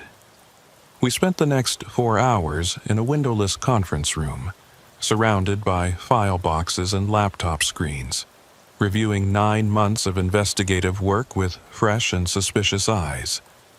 Every operation that had failed to yield results, every surveillance that had come up empty, every warrant that had found nothing, we documented it all, looking for commonalities, for the thread that might connect seemingly random failures into a pattern of deliberate compromise. Thais found it first, around hour 3, when her eyes were starting to glaze over and we were both surviving on vending machine coffee that tasted like despair. "Alaric," she said quietly, her finger tracing a line across a spreadsheet on her laptop screen. "Look at this." I moved to stand behind her, looking at what she'd discovered. It was a timeline, cross-referencing our operational activities with the case file access logs that tracked every time someone opened or modified investigation documents. The pattern was subtle, easy to miss if you weren't specifically looking for it. But once you saw it, it was unmistakable. Every time we'd planned a surveillance operation, every time we'd filed for a Title III intercept, every time we'd prepared to execute a search warrant, within 24 hours of that activity being documented in the case file, someone accessed those same documents. Not unusual on its own. Lots of people had legitimate reasons to review case files. But this wasn't lots of people. It was the same person, accessing the same types of documents, following a pattern that aligned almost perfectly with our operational failures. "Who is it?" I asked, though I wasn't sure I wanted to know the answer. Thais clicked through to the user identification logs, her hand shaking slightly as she navigated the database. The name that appeared made my blood run cold, made the room feel smaller and the air harder to breathe. It was someone we knew, someone we'd worked with, someone who had access to everything, who'd been part of this investigation from the beginning, who we'd trusted completely. "We need to tell the ASAC," Thais said, her voice barely above a whisper. "No," I replied, my mind racing through implications. "Not yet. This could be a mistake, could be explained by legitimate case review. We need more evidence before we make an accusation like this. Alaric, if this person has been leaking, then they're careful," I interrupted. "Careful enough to operate for 9 months without being caught, which means they'll have contingencies, explanations, ways to redirect suspicion. We go to the ASAC with just this, they'll lawyer up. The whole thing will collapse into internal investigations and administrative proceedings while the actual criminals walk free. So, what do you suggest?" I checked my watch. "We keep the CI meeting as planned. We gather new intelligence that this person hasn't seen, hasn't had access to. We build a separate case, something they can't compromise because they don't know it exists. And then, when we have enough, we bring it all down at once, the leak and the organization they've been protecting." Thais stared at the name on the screen for a long moment, then nodded slowly. "All right, but Alaric, we don't trust anyone else. No one gets brought into this. No one gets told what we know. Just you and me. And Mercer," I added. "We need his technical capabilities. Can we trust him?"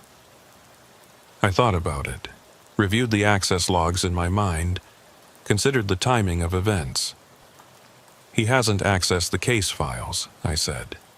"His name doesn't appear in any of the suspicious activity, and he's only been on this investigation for 2 weeks, too new to be the leak source." "All right," Thais agreed reluctantly. "The 3 of us. No one else." We left the conference room at 14:30 hours, giving ourselves plenty of time to reach the Calumet Industrial Corridor before the CI's shift ended. The drive south took us through neighborhoods that transitioned from commercial downtown to residential blocks to industrial wasteland, the city's economic geography laid out in stark visual terms. By the time we reached the cargo facility where the CI worked, we'd passed through 3 different versions of Chicago, 3 different realities existing side by side. The facility was enormous, acres of concrete and steel, shipping containers stacked like building blocks, cranes moving overhead like mechanical dinosaurs. We parked in a public lot across the street, far enough away to avoid suspicion but close enough to observe the main employee entrance. According to the contact protocol the ASAC had sent to the burner phone, the CI would exit through that entrance at 1500 hours, walk to a bus stop 2 blocks east, and wait for contact there. "What's our approach?" Thais asked, watching workers in hard hats and safety vests move between buildings. "Simple and direct," I replied. "No games, no complicated spycraft. We walk up, identify ourselves, ask if he's willing to talk. If he says yes, we find somewhere private. If he says no, we walk away and try again another time. And if we're being watched, if someone from the organization is monitoring him, then we'll know pretty quickly," I said grimly. "The question is what we do about it." We didn't have to wait long for an answer.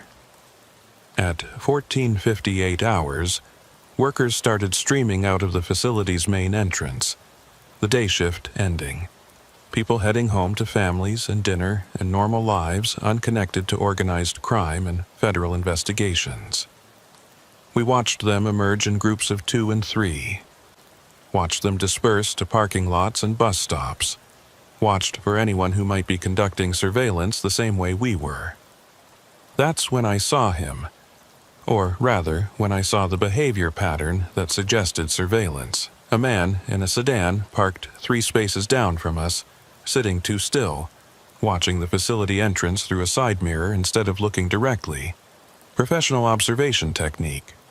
The kind taught to law enforcement and intelligence operatives, the kind that required training and practice. "Thais," I said quietly. "Gray sedan, 3 o'clock, 1 occupant. Watch his sightlines." She shifted position to get a better angle without being obvious about it. "Got him," she confirmed after a moment. "He's definitely watching the entrance. Think he's looking for the same person we are? Only one way to find out." At 15:03 hours, a man matching the CI's description emerged from the facility. Late 30s, medium build, wearing the same company uniform as the other workers but carrying a small backpack that seemed out of place. He walked with purpose toward the bus stop, not looking around, not showing any signs of surveillance awareness.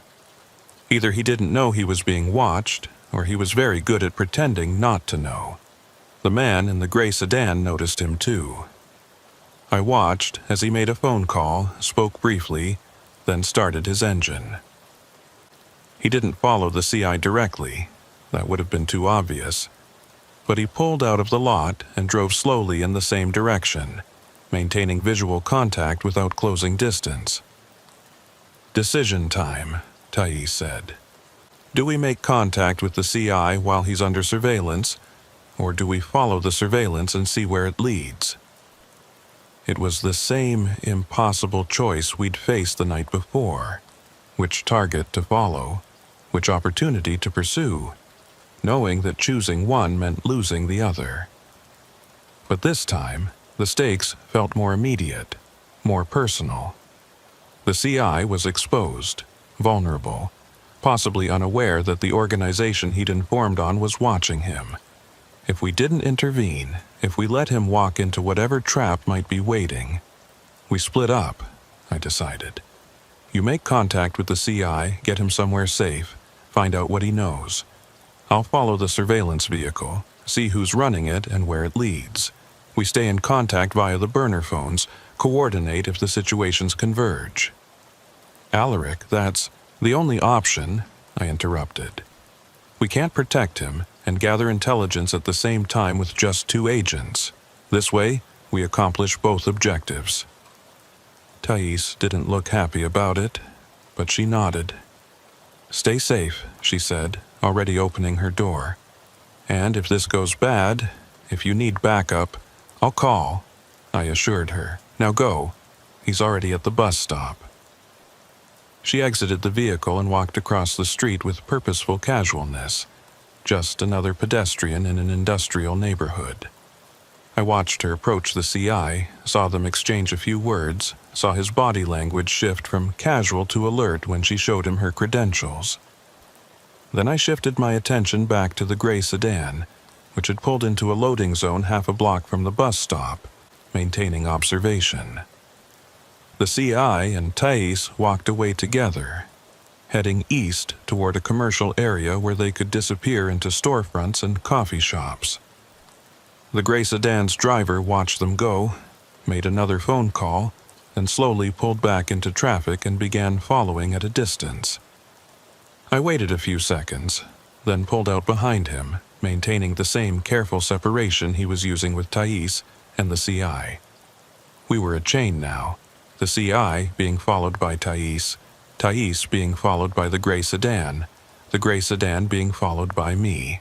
Each link aware of the one ahead, but not the one behind. Each pursuing their own objectives while being pursued in turn. The gray sedan drove carefully, professionally, through the industrial corridor toward the more populated areas to the north. Whoever was driving had training, experience with mobile surveillance. They varied their speed, used turn signals, maintained consistent following distance. All the techniques designed to avoid detection while keeping a target in sight. My burner phone buzzed with a text from Thais. "CI secure, getting his story now. Where are you?" I typed back with one hand while steering with the other. "Following your tail. Gray sedan, professional operator, stay alert." The response came quickly. Understood. CI says the organization knows someone talked to FBI, looking for the leak. My chest tightened. If they were actively searching for informants, if they'd identified the CI as a security threat, then this surveillance wasn't just observation. It was preparation for elimination. The gray sedan wasn't following to gather intelligence. It was following to find the right moment, the right location, to permanently solve their informant problem. I called Thais, keeping my voice low. Get him out of sight immediately. This isn't surveillance, it's target acquisition. They're looking for an opportunity. Where do we go? She asked, and I could hear the tension in her voice. Somewhere public, lots of witnesses, security cameras, a shopping mall maybe, or police station if there's one nearby. Somewhere they can't act without being observed. There's a shopping center 4 blocks north, she replied. We're heading there now. Good. I'll maintain pursuit on the tail, try to identify the operator. But Thais? If they make a move, if you see any indication they're preparing to act, you call for backup immediately. Protocol be damned.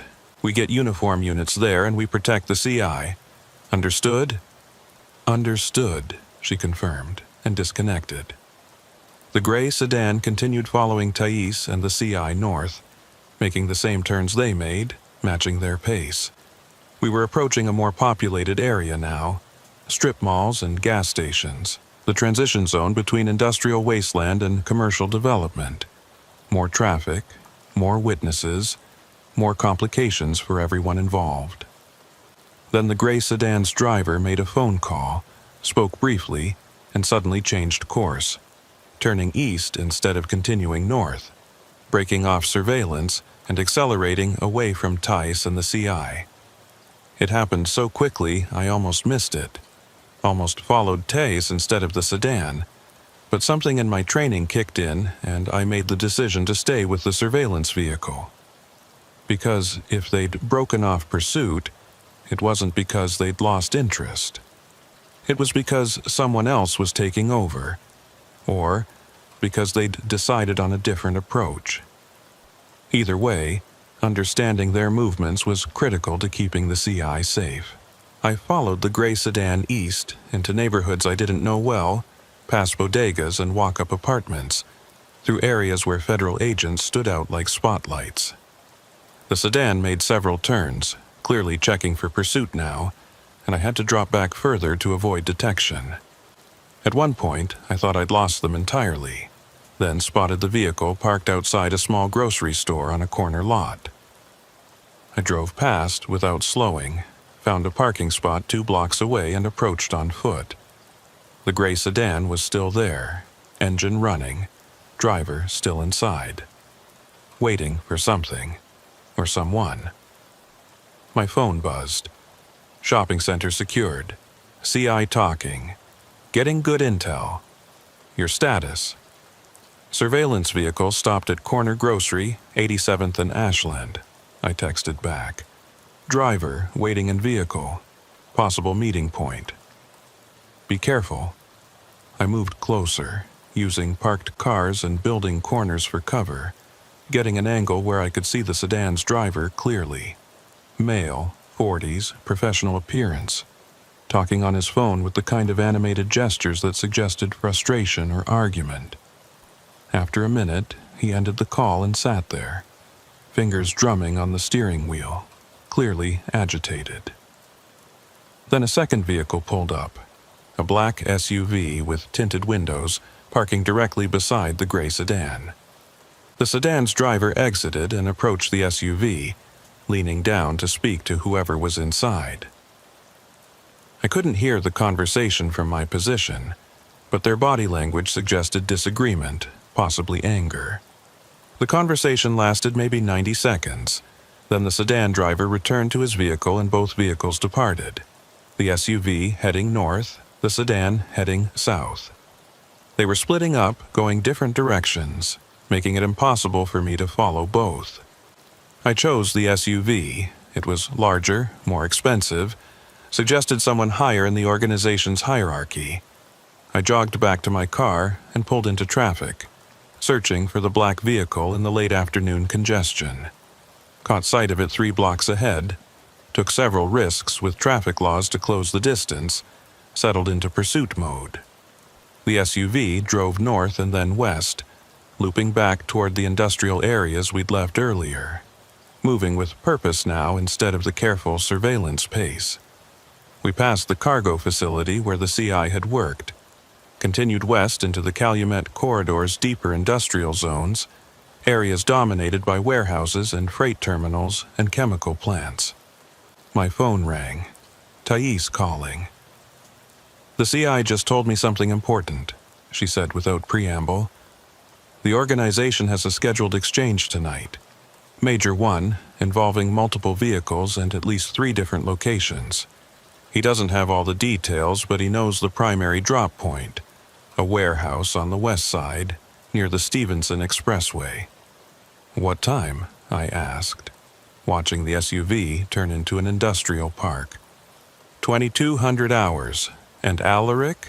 He says this is different from their normal operations. Whatever they're moving tonight, it's big enough that they've canceled their usual security protocols, consolidated resources. He thinks they're exposed, vulnerable, but only if we hit them at exactly the right moment. "Or it's a trap," I suggested. "They know we're investigating. They might know about the CI. They could be setting up an operation specifically to draw us in." "That's possible," Thais admitted. "But the CI seems genuine. I've been doing this long enough to read people, and I think he's telling the truth." I thought about the SUV ahead of me, about the surveillance we'd observed, about 9 months of investigation that had been systematically compromised. Thought about the name in the access logs, about the leak that had allowed our targets to stay ahead of us at every turn. "Here's what we do," I said, making the decision even as I spoke it. "You stay with the CI, get every piece of information he has about tonight's operation. Locations, timing, personnel, everything. I'm following what I think might be a high-value target from the organization. If I can identify who's running this operation, if we can connect them to the criminal activity directly, then we have something that bypasses the compromised investigation. What about the ASAC? Don't we need to report this?" "Not yet," I replied. "Not until we know the scope of what we're dealing with. If we report now, if the information goes into official channels, it might leak. The operation tonight might get canceled, the CI might get exposed, everything could collapse. So we're operating completely alone," Thais said quietly. "No backup, no official authorization, no safety net." "Just like the ASAC told us to," I confirmed. "Trust our training, trust our instincts, keep each other safe. Can you handle the CI on your own?" "Yeah," she replied, though I could hear the uncertainty in her voice. "But Alaric, promise me you won't do anything stupid. If that SUV leads somewhere dangerous, if you see something that requires backup, you call it in. Don't try to be a hero." "Same to you," I said. "The CI is your responsibility now. Whatever he tells you, wherever he leads you, you keep him alive and you get that intelligence. That's the priority." "Understood. Stay in touch." The call ended and I was alone again, following the black SUV deeper into the industrial corridor, into areas where legitimate business gave way to abandoned facilities and empty lots. The sun was getting lower now, shadows lengthening, the transition from afternoon to evening making visibility more difficult. The SUV turned into the parking lot of what looked like an abandoned factory, 3-story brick building, most windows broken or boarded up, loading docks sealed with rusted metal. It pulled around to the back of the building, out of sight from the street. I drove past without slowing, circled the block, parked in a lot serving a different building 2 blocks away. I approached on foot, moving between buildings and using long shadows for cover, getting close enough to observe without being seen.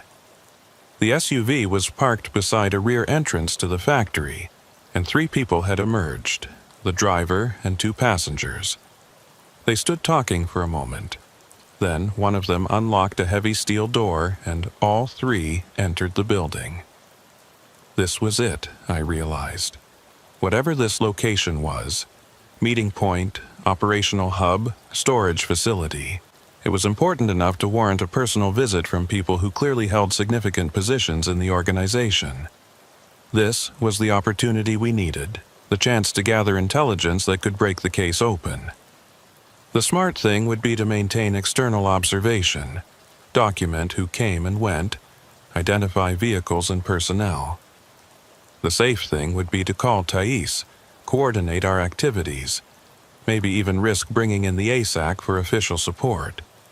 But something in my gut told me that waiting, that following protocols, would mean missing the opportunity. Whatever was happening inside that factory, whatever these people were planning for tonight's operation, the answers were behind that steel door. I checked my service weapon, ensured my phone was on silent, took a deep breath. Then I moved toward the factory, toward answers, toward a decision point I knew I might regret but couldn't avoid. The steel door they'd entered through was slightly ajar, an oversight maybe, or intentional for quick exit. I pulled it open slowly, listening for sounds from inside, checking sightlines before committing to entry. The interior was dark, lit only by dim emergency lighting and whatever sunlight penetrated the broken windows above. I could make out the shapes of old manufacturing equipment, conveyor systems long since stilled, workstations gathering dust. The building smelled like oil and rust and decay, the scent of industry abandoned. Voices echoed from somewhere above me. The second or third floor, impossible to tell with the way sound bounced off concrete and metal. I moved toward a stairwell in the corner of the main floor, each step careful and deliberate, every sense alert for signs of danger. The stairs were metal, corroded but still solid, leading up into deeper darkness. I climbed slowly, testing each step before committing my weight, trying to minimize noise. At the second floor landing, the voices became clearer, 3 distinct speakers, words still indistinct but tone suggesting argument or intense discussion. I continued up to the 3rd floor, emerged into a long corridor with offices on either side, most doors open or missing entirely. The voices came from the far end of the corridor, from what looked like a larger room, maybe a former management office or conference space. Light spilled from that room, electric light, suggesting they'd brought portable lighting or the building had partial power. I moved down the corridor, using the doorways for cover, getting close enough to hear words instead of just voices. "Can't proceed if there's FBI surveillance," one voice was saying. Male, older, authoritative. "We've invested too much to have it fall apart now." "The surveillance was last night," a second voice replied. Younger, defensive. "We misdirected them. They followed the decoys like we planned. There's been no indication they're on to the real operation." "But they're still investigating," the first voice countered. "They're still watching, still gathering intelligence. And now we have potential informant problems. Someone's been talking, someone with access to operational details." "We're handling it," a third voice interjected. Female this time, cold and precise. "The informant will be identified and dealt with. The FBI's investigation will be managed through our internal channels. Tonight's operation can proceed as planned." I pressed myself against the wall outside the room, processing what I'd heard. They knew about the CI, knew someone had been talking to the FBI. They had internal channels for managing the investigation, which could only mean the leak we'd identified, the person who'd been accessing case files and compromising operations. "What about the shipment?" the first voice asked. "Any problems with the logistics?" "Everything's in place," the female voice replied. "The primary vehicle will arrive at the Stevenson location at 2200 hours. The product will be transferred to 3 separate vehicles for distribution. We'll use the same protocol as last night. Staged exchanges, decoy routes, encrypted communications. Even if FBI maintains surveillance, they won't be able to track all the endpoints." I pulled out my phone, started an audio recording app, held it near the doorway to capture the conversation. This was evidence potentially admissible if I could establish proper chain of custody, if I could explain how I'd obtained it without violating protocol so severely that a judge would suppress it. "And the buyer?" the first voice asked. "They're confident about the timeline?" "They're ready," the female voice confirmed. "Payment has been arranged through the usual channels. This is the largest single transaction we've attempted. If it succeeds, if we can demonstrate the capacity to move this volume without detection, it opens up significantly larger opportunities." "Then we can't afford mistakes," the first voice said. "No exposure, no FBI interference, no loose ends. Whatever it takes to ensure success, we do it. Understood?" "Understood," the other voices echoed. I heard movement in the room, chairs scraping, footsteps, the sounds of a meeting concluding. They were about to leave, which meant I needed to leave first, get out before they discovered me. I backed away from the doorway, moved quickly but quietly back down the corridor toward the stairs. That's when my foot caught on something, a piece of debris, a crack in the floor, impossible to see in the darkness. I stumbled, caught myself against the wall with a metallic clang that echoed down the corridor like a gunshot. The voices in the room stopped immediately. "What was that?" someone asked. I ran, abandoning stealth for speed, hitting the stairwell and descending as quickly as I dared. Behind me, I heard doors opening, shouts, the sound of pursuit. They'd discovered me, knew someone had been listening, were coming. I reached the ground floor and ran for the steel door I'd entered through, burst out into the late afternoon light, heard voices behind me getting closer. Made it to the corner of the building when a vehicle rounded from the front. Another SUV, black, blocking my path to the parking lot where I'd left my car. The driver emerged, reaching for something in his jacket. I didn't wait to see what it was. I turned and ran the other direction, into the maze of industrial buildings and empty lots, into territory I didn't know while being chased by people who probably did. My phone was in my hand. I dialed Thais while running, gasping into the phone when she answered. "Compromised. They made me, multiple pursuers, industrial area near 39th and Pulaski, need extraction." The call cut off as I rounded a corner and came face to face with a chain-link fence, 8 feet high, topped with barbed wire. Behind me, footsteps and voices getting closer. No time to climb, nowhere to go except through a narrow gap between buildings to my right. I squeezed through, emerged into a loading area behind another factory, saw an open bay door and ran for it. Into darkness again, into a building that might offer hiding places or might trap me, but it was the only option available. The interior was vast, another abandoned factory floor, more old equipment, more shadows. I found a position behind a large industrial press, crouched there trying to control my breathing, listening for pursuit. They entered the building. I could hear them fanning out, searching systematically. "Whoever it is, they're still here," a voice called. "Find them." I looked at my phone. Thais had called back 4 times, left text messages I didn't dare open because the screen light would give away my position. I powered it down completely, eliminated that risk. The searchers were getting closer, their footsteps echoing in the empty space. I needed a way out, but every exit I could see had someone near it. I was trapped, cornered, and if they found me, If they realized I was FBI, if they understood how much I'd heard, I had no illusions about what would happen next. Then I saw it, a floor grate near my position, probably covering access to maintenance tunnels or utility corridors. I quietly pulled it open, looked down into darkness that might lead nowhere or might lead to freedom. No choice, really. I lowered myself into the gap, pulled the grate closed above me, descended into the unknown. The tunnel was narrow, concrete, pitch black. I felt my way forward blindly, moving by touch, hoping it led somewhere useful instead of just deeper into the building's infrastructure.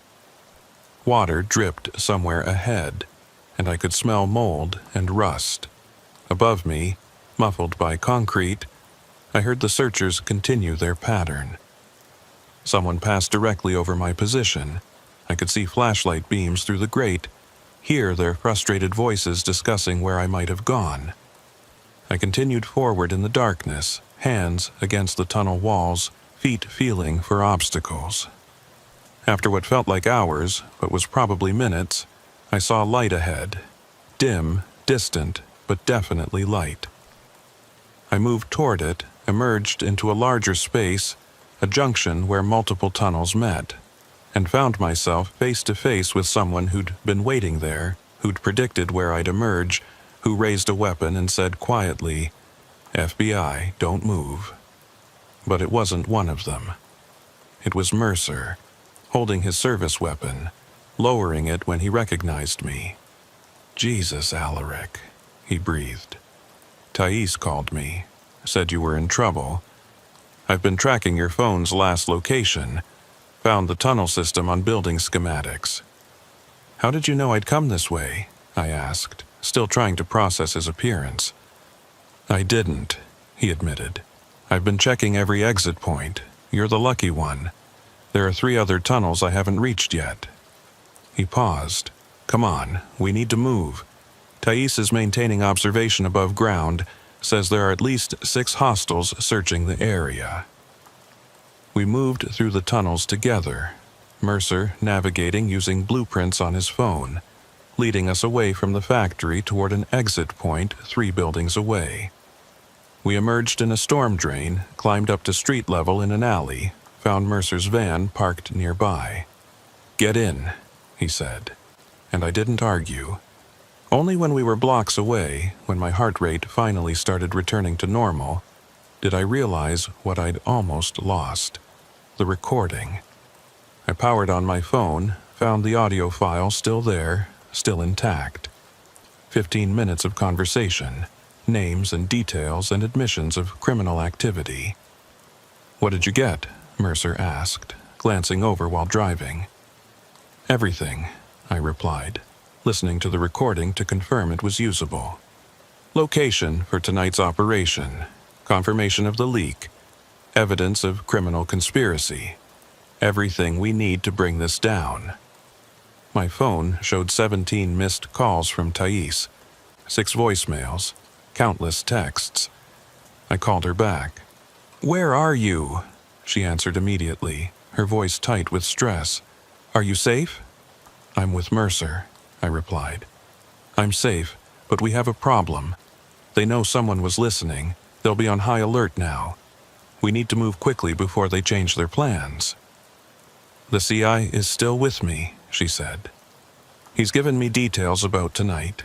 3 different distribution points, at least 10 vehicles involved, estimated contraband value in the millions. If we can intercept even one of the transfers, if we can make arrests and seize evidence before the leak compromises it, we might be able to salvage this investigation." I thought about the recording in my phone, about the evidence we'd gathered, about 9 months of work coming down to one operation tonight. Thought about the leak who could destroy everything if they learned our plans, about the organization that had stayed ahead of us at every turn. Then we don't tell anyone, I decided. No official channels, no case files, no notifications to the ASAC. We 3, you, me, Mercer, were the only ones who know the full plan. We hit them tonight hard and fast before they realize what's happening. That's incredibly risky, Thais warned. If something goes wrong, if we need backup, then we call it in when we need it, I interrupted. But until then, we operate dark. It's the only way to ensure the leak doesn't compromise this final operation. Silence on the line, then. All right, where do we meet? Somewhere secure, somewhere we can plan without being observed. I thought for a moment. There's a 24-hour diner on Roosevelt Road, near the interstate. Public enough that we won't stand out, isolated enough that we can talk. Meet us there in 1 hour. What about the CI? Bring him, I said. If tonight goes bad, if this operation fails, he's our only asset left. We need to keep him close. The call ended. I looked at Mercer, saw him processing everything he'd heard. You're in, I told him. This is off book, possibly career-ending if it goes wrong. Last chance to walk away. He didn't hesitate. I'm in. These people have been making us look like fools for months. Time to turn the tables. We drove through the evening traffic toward the diner, toward a meeting that would determine the outcome of 9 months of investigation, toward decisions that would either vindicate our methods or destroy our careers. The sun was setting over Chicago, painting the sky in shades of orange and red, beautiful and indifferent to the small dramas playing out below. Somewhere in the city, an organization was preparing for a major operation, confident in their ability to evade detection, protected by a leak they thought gave them immunity from consequences. But they didn't know what we knew. They didn't know we'd identified the leak, that we were operating outside compromised channels, that we'd gathered evidence they didn't know existed. Tonight, the tables would turn. Tonight, we'd show them that being smart wasn't enough, that staying ahead wasn't the same as being untouchable. Tonight, in the darkness of Lower Wacker, or the industrial corridors of the South Side, or wherever their operation led us, we'd be waiting. The diner smelled like burnt coffee and fryer grease. The kind of place where the waitress called everyone Han, and nobody asked questions about strangers meeting in corner booths. We'd chosen a table in the back, away from windows, with clear sight lines to both exits. The CI sat across from me, nursing a cup of coffee he hadn't touched, his hands shaking slightly every time a customer entered. His name, or at least the name he'd given us, was irrelevant to the operation, so we simply called him the Source when we needed to reference him at all. He was 42, worked cargo handling for 16 years, and looked like those 16 years had been harder than they should have been. Thais sat beside him, reviewing notes on her personal tablet. Nothing connected to bureau systems. Nothing that could be traced or monitored. Mercer was at the counter, ostensibly ordering food, but actually positioned where he could watch the parking lot and street beyond. We looked like any other group of people grabbing a late dinner. Nothing remarkable, nothing worth remembering. That was the point. Tell us again about the Stevenson location, I said quietly, keeping my voice low enough that it wouldn't carry to neighboring booths.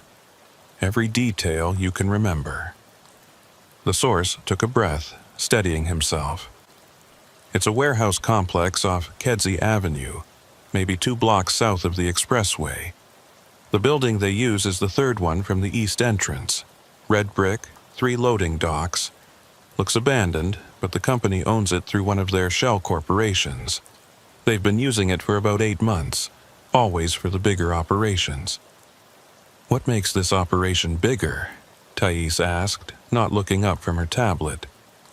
The volume, he replied. Usually they move maybe 20-30 units per exchange. Tonight they're talking about 300, maybe more. It's the biggest single transfer I've heard them discuss, and they're nervous about it. That's why they changed protocols, consolidated operations instead of spreading them out. I thought about the conversation I'd recorded in the factory, about the organization's confidence that they could move high volume without detection. What exactly are the units? What's being transferred? The source hesitated, glanced around the diner despite knowing we were as isolated as we could be. I don't know specifics. I handle manifests, shipping documentation, but the actual contents, that's kept compartmentalized. I know it comes in from overseas, gets processed through the port facility, then moves through legitimate logistics channels until it reaches Chicago. After that, it disappears into their distribution network. But you've seen the containers, I pressed. You must have some idea. They're small, he said. Maybe the size of a shoebox, sealed in plastic, marked with codes I don't understand. Heavy, though. Heavier than you'd expect for their size. And they're careful with them, real careful. Temperature-controlled transport, specific handling protocols, armed security at every transfer point. Mercer had returned from the counter, sliding into the booth beside me. That suggests high-value contraband, he observed. Pharmaceuticals, maybe, or processed narcotics. Something that requires specific environmental conditions and justifies extensive security measures. Could be technology, Thais suggested. Computer components, industrial equipment, things subject to export restrictions. That would explain the overseas origin and the need for circumventing normal channels. Whatever it is, it's worth killing for, the source said quietly. I've seen what they do to people who cause problems. Last year, one of the warehouse supervisors noticed irregularities in the shipping manifests, started asking questions. They found him in his car 2 weeks later. Single gunshot to the head, made to look like suicide. Police closed the case in 48 hours, didn't even investigate properly. I exchanged glances with Thais. A potential homicide covered up, possibly with help from inside the police department.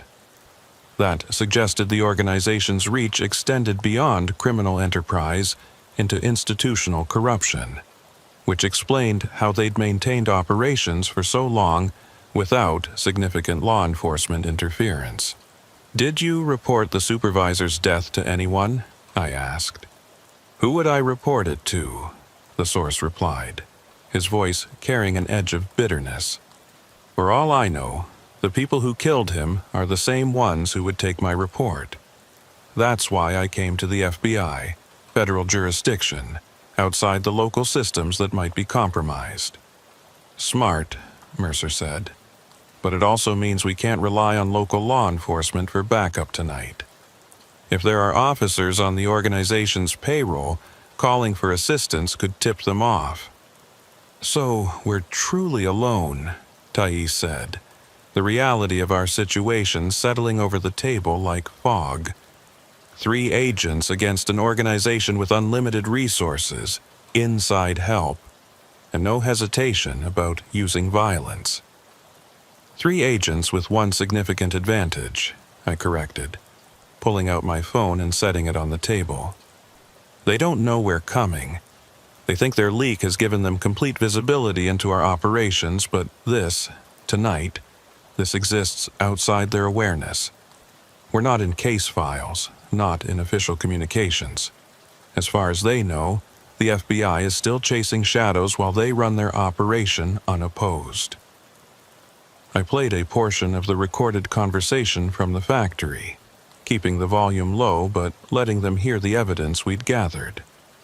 The source's eyes widened as he listened, recognizing voices, understanding implications. When the recording finished, he sat back in the booth, processing what he'd heard. That's the operations director, he said, pointing at the phone. The first male voice. That's the person who coordinates all the major transfers.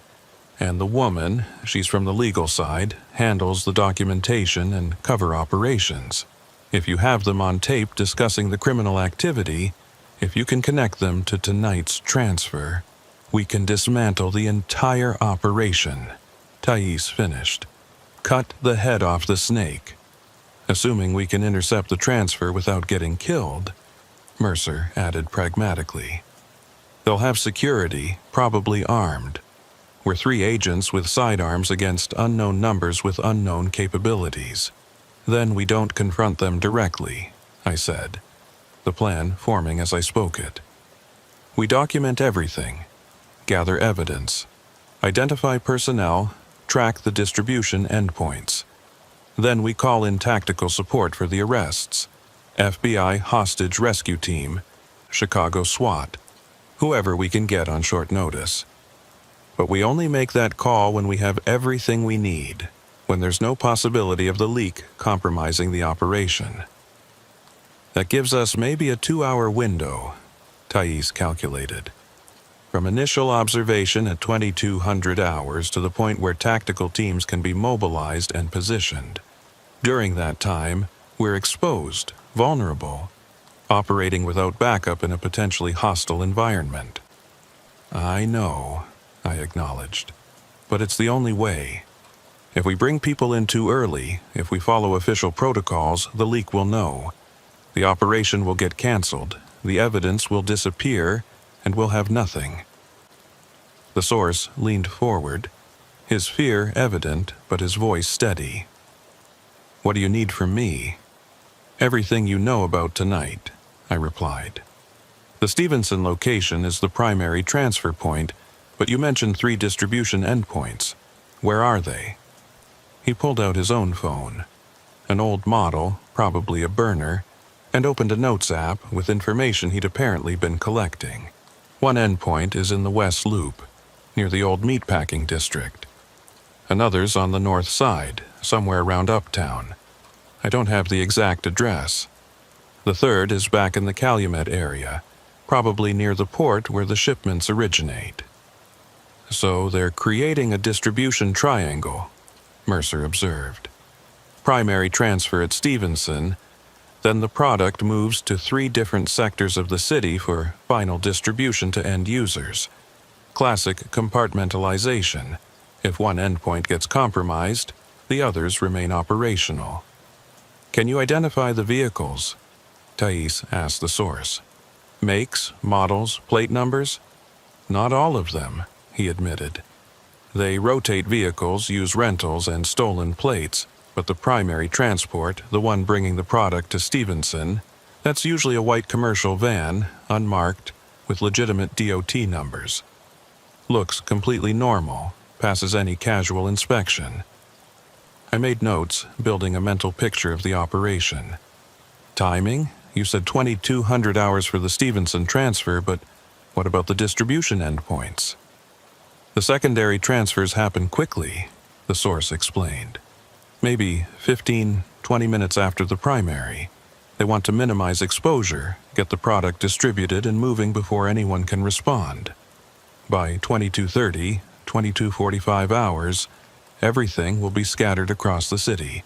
Basically, impossible to track unless you know exactly where to look. Which means we need eyes on all 3 distribution points simultaneously, I said. Otherwise, we catch one endpoint and lose the other 2. That's impossible with 3 people, Mercer pointed out. We can't maintain effective surveillance on 3 separate locations while also documenting the primary transfer. Then we prioritize, I decided. We focus on Stevenson, document the primary transfer, identify as many participants as possible. Then we pick one distribution endpoint, the one most likely to yield arrests and evidence, and we follow the product there. We can't save everything, but we can save enough to make the case. Thais was quiet for a moment, then said, the West Loop endpoint. If they're using the old meatpacking district, there are limited access routes, lots of industrial buildings that create natural choke points. If we're going to attempt interdiction, that's our best tactical option. Agreed, Mercer said. Plus, it's closer to downtown. Easier to get tactical support there quickly when we make the call. The source was watching us plan with something between hope and terror on his face. What happens to me? He asked quietly. After tonight, whether this works or not, they're going to know someone talked. They'll figure out it was me. The question hung there, unanswered for a long moment. The truth was, we couldn't protect him indefinitely. Witness protection required official channels, paperwork, bureaucratic processes that would take days or weeks. And if the organization had reach into law enforcement agencies, if they had the resources to hunt for informants systematically, then nowhere in Chicago would be safe for him. "We'll get you out," I said, finally, knowing it was an incomplete answer, but the only one I could offer. "Tonight, after the operation concludes, we'll arrange transport out of the city. New identity, new location, whatever it takes. But right now, your safety depends on this operation succeeding. If we can arrest the leadership, dismantle the organization, then the threat to you diminishes significantly." He nodded slowly, accepting the uncertainty because he had no other choice. "All right. What do you need me to do?" "Stay with Thais," I instructed. "She'll keep you secure during the operation. If things go wrong, if we need additional intelligence, or if the situation changes, you're our resource. Otherwise, you stay out of sight, stay safe, and wait for extraction." I looked at my watch. 8:47 p.m. We had a little over 3 hours before the operation began. 3 hours to finalize plans, position assets, prepare for every contingency we could imagine, and several we probably couldn't. "Mercer, what equipment do you have available?" I asked. "Full surveillance kit," he replied. "Directional microphones, infrared cameras, radio frequency scanners, recording equipment. I've got it all staged in my van, ready for deployment. Plus, I grabbed some additional gear from the equipment room. Night vision optics, tactical vests, extra ammunition. Figured we might need it." "Body cameras?" Thais asked. 3 units, fully charged, with redundant storage. Everything we document tonight will be preserved in multiple formats, multiple locations. Chain of custody will be solid. "Communications," I pressed. "That's trickier," Mercer admitted. "We can't use bureau radios, too easy to monitor, too much risk of the leak intercepting our transmissions. I've got encrypted phones we can use, but the encryption is only as good as the discipline we maintain. No names, no specific details over the air, everything in code phrases. Work up a simple code system," I told him. "Nothing complicated, just enough to obscure our communications if someone's listening. Primary colors for locations, numbers for personnel counts, simple phrases for status updates." Mercer nodded, already pulling out a notepad to sketch the framework. While he worked on that, I turned to Thais. "Worst-case scenarios. Walk me through them." She didn't hesitate. We'd trained for this. The mental exercise of imagining failure and planning to survive it. Scenario 1. We're identified during initial surveillance. They make our position, either abort the operation or move to eliminate the threat. Response. We withdraw immediately, call for tactical support, attempt to salvage what intelligence we've gathered. Scenario 2, I continued. The transfer happens, but we lose visual contact during distribution. We can't track the product to the endpoints. Response. We focus on identifying participants at the primary transfer, Thais said. License plates, facial recognition if possible, anything that allows us to build target packages for future operations. We lose the product, but we gain the people. Scenario 3. We're compromised during the interdiction phase. They realize we're federal agents and they respond with force. This was the one that worried me most. The scenario where our small numbers and limited firepower became critical vulnerabilities. Thais' expression suggested she shared my concern. Response. We fall back to defensive positions, call for immediate backup, prioritize survival over evidence collection. We're no good to anyone dead. Scenario 4, Mercer interjected, without looking up from his code system notes. The leak learns about our operation before it begins. They warn the organization, everything gets canceled. Response: there isn't one, I admitted. If the leak knows, we're done. That's why this information stays completely compartmentalized. No communication with anyone outside this table. No official documentation. Nothing that could find its way back to compromised channels. We spent the next hour refining the plan, going over maps and timing and contingencies until everyone could execute their role without conscious thought. The source provided additional details about the warehouse layout, security measures he'd observed during previous operations, patterns of behavior that might help us anticipate the organization's actions. At 9:52 p.m., I called for the check and we prepared to leave. The waitress barely glanced at us as we paid in cash. Exact amount plus tip. Nothing memorable. Just another group of customers disappearing into the Chicago night. We walked to the parking lot where Mercer's surveillance van and my sedan waited. Thais would drive the source to a safe location, a hotel near O'Hare, paid for with cash, registered under a false name.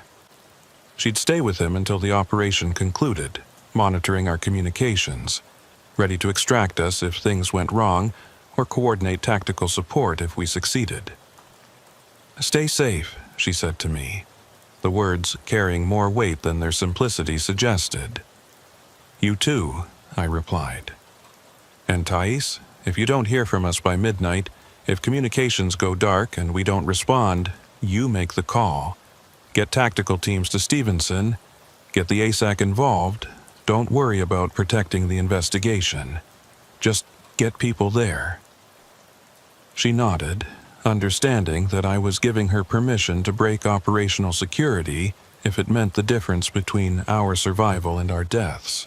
Then, she and the source were gone, their vehicle disappearing into traffic, leaving Mercer and me alone with 3 hours of waiting ahead. We drove to a position near the Stevenson warehouse complex, found a vantage point in an empty lot across Kedzie Avenue with clear sight lines to the target building. Mercer began setting up surveillance equipment while I studied the area through binoculars, noting security cameras, lighting conditions, potential approach routes, and escape paths. The warehouse looked exactly as the source had described. Red brick, 3 loading docks, the kind of building that had been constructed in an era when Chicago was an industrial powerhouse and had been decaying slowly ever since. 2 of the loading docks were sealed with rusted bay doors, but the third showed signs of recent use. Fresh tire marks in the concrete, the door mechanism apparently functional. "I'm picking up radio traffic," Mercer said, adjusting his equipment. "Encrypted, same frequency range as what we heard last night. Someone's already on site, running security checks or preparing for the transfer." "How many signals?" I asked. "At least 3, maybe 4. Hard to get an exact count with the encryption interfering with the signal isolation." So they had advanced security in place, people checking the location before the main operation began. Professional protocol. Exactly what I would have done if I were running an illegal transfer in a potentially hostile environment. It also meant our window for setting up surveillance was narrowing. If their security was thorough, they'd eventually expand their perimeter and might spot us. "Let's move closer," I decided. "Find a position inside their likely security zone, somewhere they've already cleared. They won't expect surveillance inside the perimeter they've established." It was a risk. Getting closer meant greater chance of detection, but also better intelligence gathering. Mercer looked uncertain, but nodded. Began packing the essential equipment into a portable case that could pass for a utility worker's toolkit. We approached the warehouse complex on foot, moving between buildings, using shadows and industrial debris for cover. The area was largely abandoned at this hour, a few security lights on neighboring buildings, the occasional vehicle passing on Kedzie Avenue, but otherwise silent and empty. I spotted the security personnel before they spotted us. 2 figures conducting a perimeter walk, checking sight lines and access points. They moved with military precision, suggesting training beyond normal criminal experience. Former law enforcement or military, I guessed.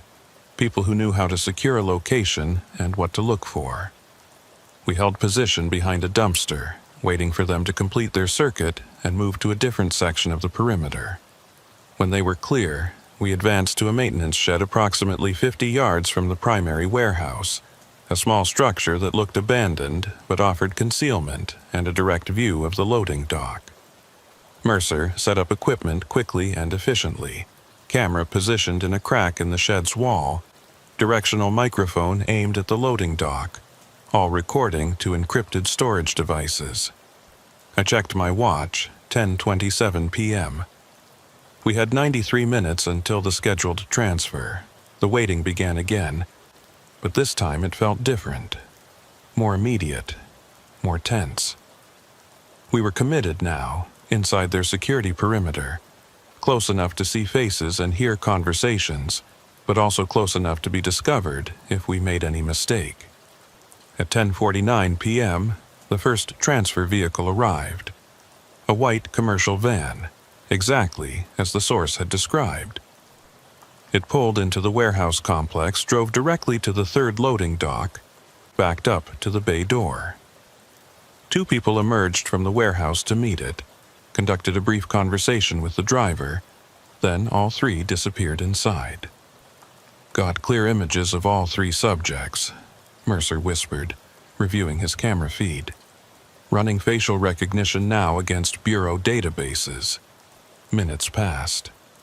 The facial recognition software was checking thousands of images, looking for matches in criminal databases, previous surveillance photos, any identification that would tell us who we were watching. No hits, Mercer reported quietly. Either they're clean, or they're using identities we haven't encountered before. Mark them as unknown subjects for now, I instructed. We'll identify them post-operation. At 11:03 p.m., activity increased significantly. 3 more vehicles arrived in quick succession. A black sedan, a silver SUV, and another commercial van, this one gray. People emerged from all 3 vehicles, maybe 8 or 9 individuals total, all moving with purpose toward the warehouse. This is it, I said, feeling my pulse quicken. The main operation. Start documenting everything. Mercer's cameras captured it all. Faces, license plates, patterns of movement. The people entering the warehouse were dressed casually, nothing to distinguish them from ordinary citizens, but their coordination suggested this was a well-rehearsed operation. At 11:17 p.m., the loading dock door began to open, revealing the warehouse interior. Industrial lighting illuminated a space that had clearly been prepared for tonight. The floor was clear of debris. Several tables had been set up in a configuration that suggested staging areas, and I could see stacks of the small boxes the source had described, each one carefully sealed and marked with codes. Jesus, Mercer breathed. There must be 300 units, maybe more. If each one contains high-value contraband, it's millions of dollars worth of product, I finished. Enough to justify the security, the planning, everything we've observed. The transfer began with methodical efficiency. People formed a chain, moving boxes from storage locations in the warehouse to the white van, loading them in careful configuration that maximized the space while ensuring safe transport. Others were checking manifests, making notes on tablets, coordinating the operation with the kind of precision you'd expect from a legitimate logistics company. I was recording video on my phone, in addition to Mercer's cameras, creating redundant documentation. Everything we captured tonight would need to withstand legal scrutiny, would need to prove beyond reasonable doubt that these people were engaged in criminal activity. At 11:34 p.m., someone emerged from the warehouse who made me catch my breath. Even from our distance, even in the inconsistent lighting, I recognized them, not from criminal databases or surveillance photos, but from the Chicago FBI field office. It was the leak, the person whose access logs had revealed their betrayal, now here in person coordinating with the very criminals they'd been protecting. "Mercer," I whispered urgently. "The subject who just emerged from the warehouse. Tell me you're getting clear images." "Affirmative," he confirmed. "Multiple angles, high resolution. Who is it?" "Later," I said, not wanting to say the name aloud, not wanting to make it more real than it already was. "Just make sure we have solid documentation." The leak moved among the others with obvious authority, checking the loading process, speaking with what appeared to be the operation's leadership. This was more than just providing information. This was active participation, direct involvement in the criminal enterprise. The evidence we were gathering wouldn't just prove a security breach. It would prove criminal conspiracy at the highest levels. At 11:52 p.m., the loading was complete. The white van's rear doors closed. The driver returned to his vehicle. The other participants began moving to their cars. The distribution phase was beginning. The product would now scatter across Chicago to the 3 endpoints the source had identified. "The West Loop endpoint," I reminded Mercer. "That's our target. We need to identify which vehicle is heading there." We watched as the vehicles began departing, each one leaving individually rather than in convoy, spreading out to make surveillance more difficult. The white van went first, heading east on the service road. Then the black sedan. Then the silver SUV, which turned west toward the expressway. "The SUV," Mercer said with certainty. "That direction matches the route to the West Loop. They'd use Stevenson west to the Kennedy, then south into the target area." "Then that's what we follow," I decided. "Pack up the equipment, we need to move." We extracted from the maintenance shed, moving quickly but carefully, avoiding the sight lines of the remaining security personnel. Made it back to Mercer's van without incident, pulled out of our observation position and into traffic on Kedzie Avenue. The silver SUV was 3 blocks ahead, visible in the sparse late-night traffic.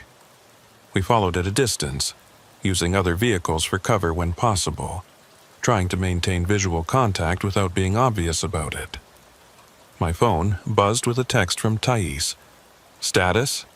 I typed back, "Transfer confirmed. Following distribution vehicle to West Loop. Leak identified on site."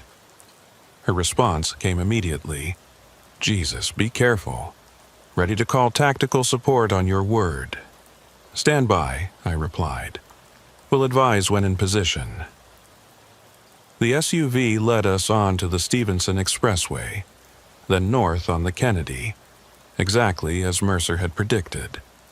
We were heading into the West Loop, into the old meatpacking district where massive buildings stood empty and streets were poorly lit, and the city felt like it had been abandoned to decay and shadows. At 12:17 a.m., the SUV exited at Lake Street, drove west into the industrial area. We followed, our van looking like just another commercial vehicle. Nothing suspicious, nothing worth noticing.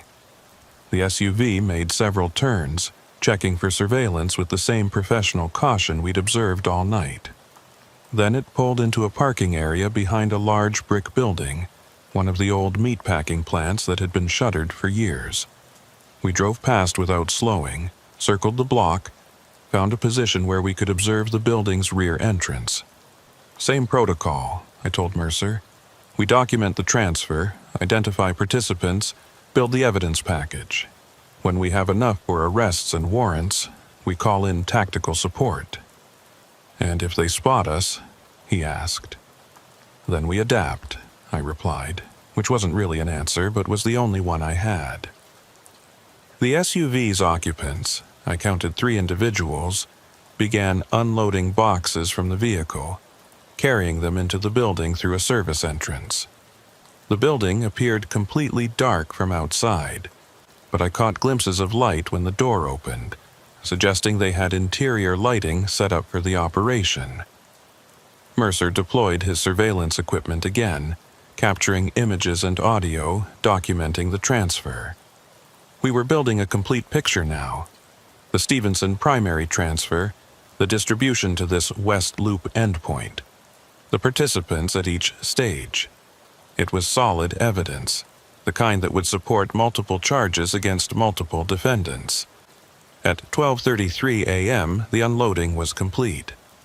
The three individuals entered the building, leaving the SUV empty in the parking area.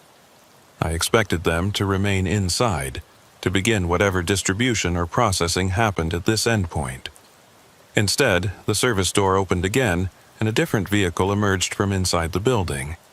A black van, unmarked, that I hadn't seen before. "Where did that come from?" Mercer muttered, zooming his camera on the new vehicle.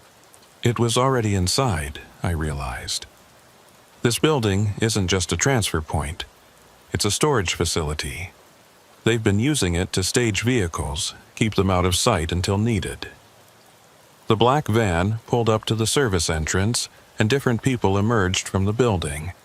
4 individuals I didn't recognize from the Stevenson operation.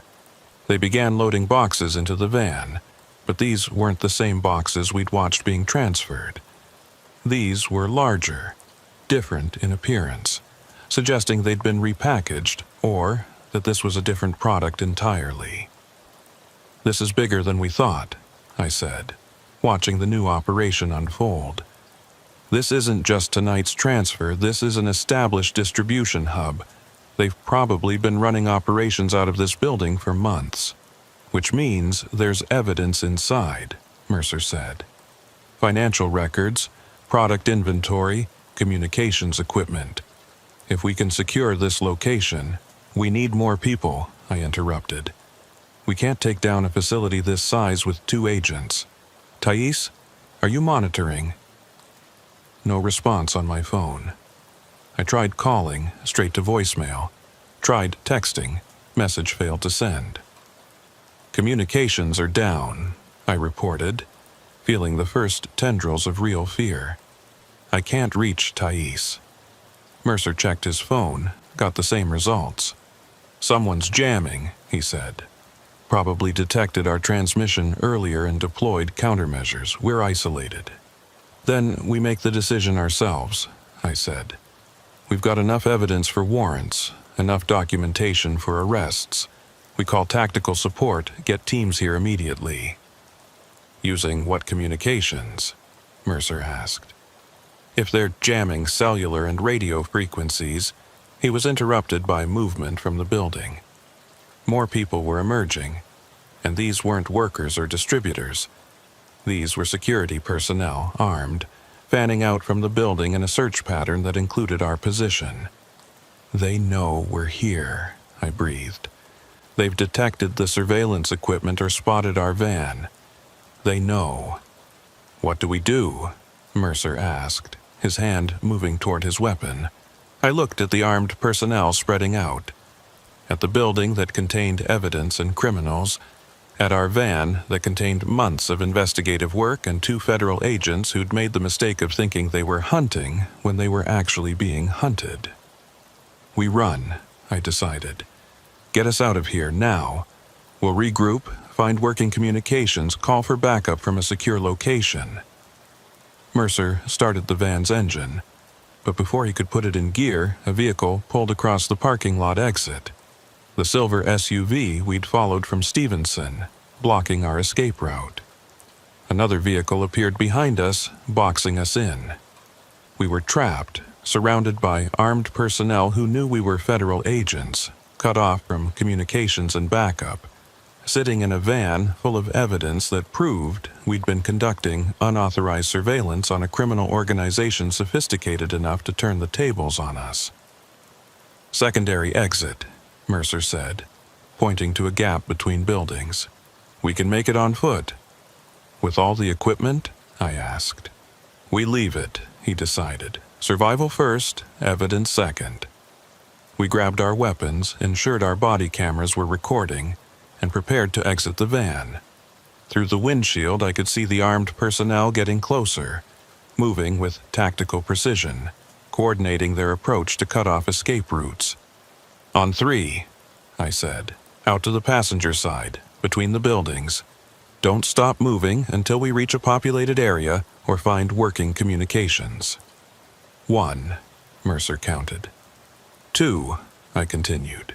The passenger door exploded inward with a deafening crash as something, battering ram, breaching tool, impossible to tell, smashed through it. Arms reached in, grabbing, pulling. I tried to fight, tried to draw my weapon, but there were too many of them, too coordinated, too prepared. I felt something impact the side of my head, felt the world tilt and spin, heard Mercer shouting, and then his voice cutting off abruptly. Felt myself being dragged from the van, felt pavement against my back, felt hands securing my wrists with zip ties.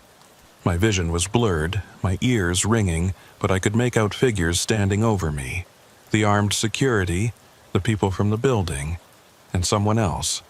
Someone I recognized even through the haze of pain and disorientation.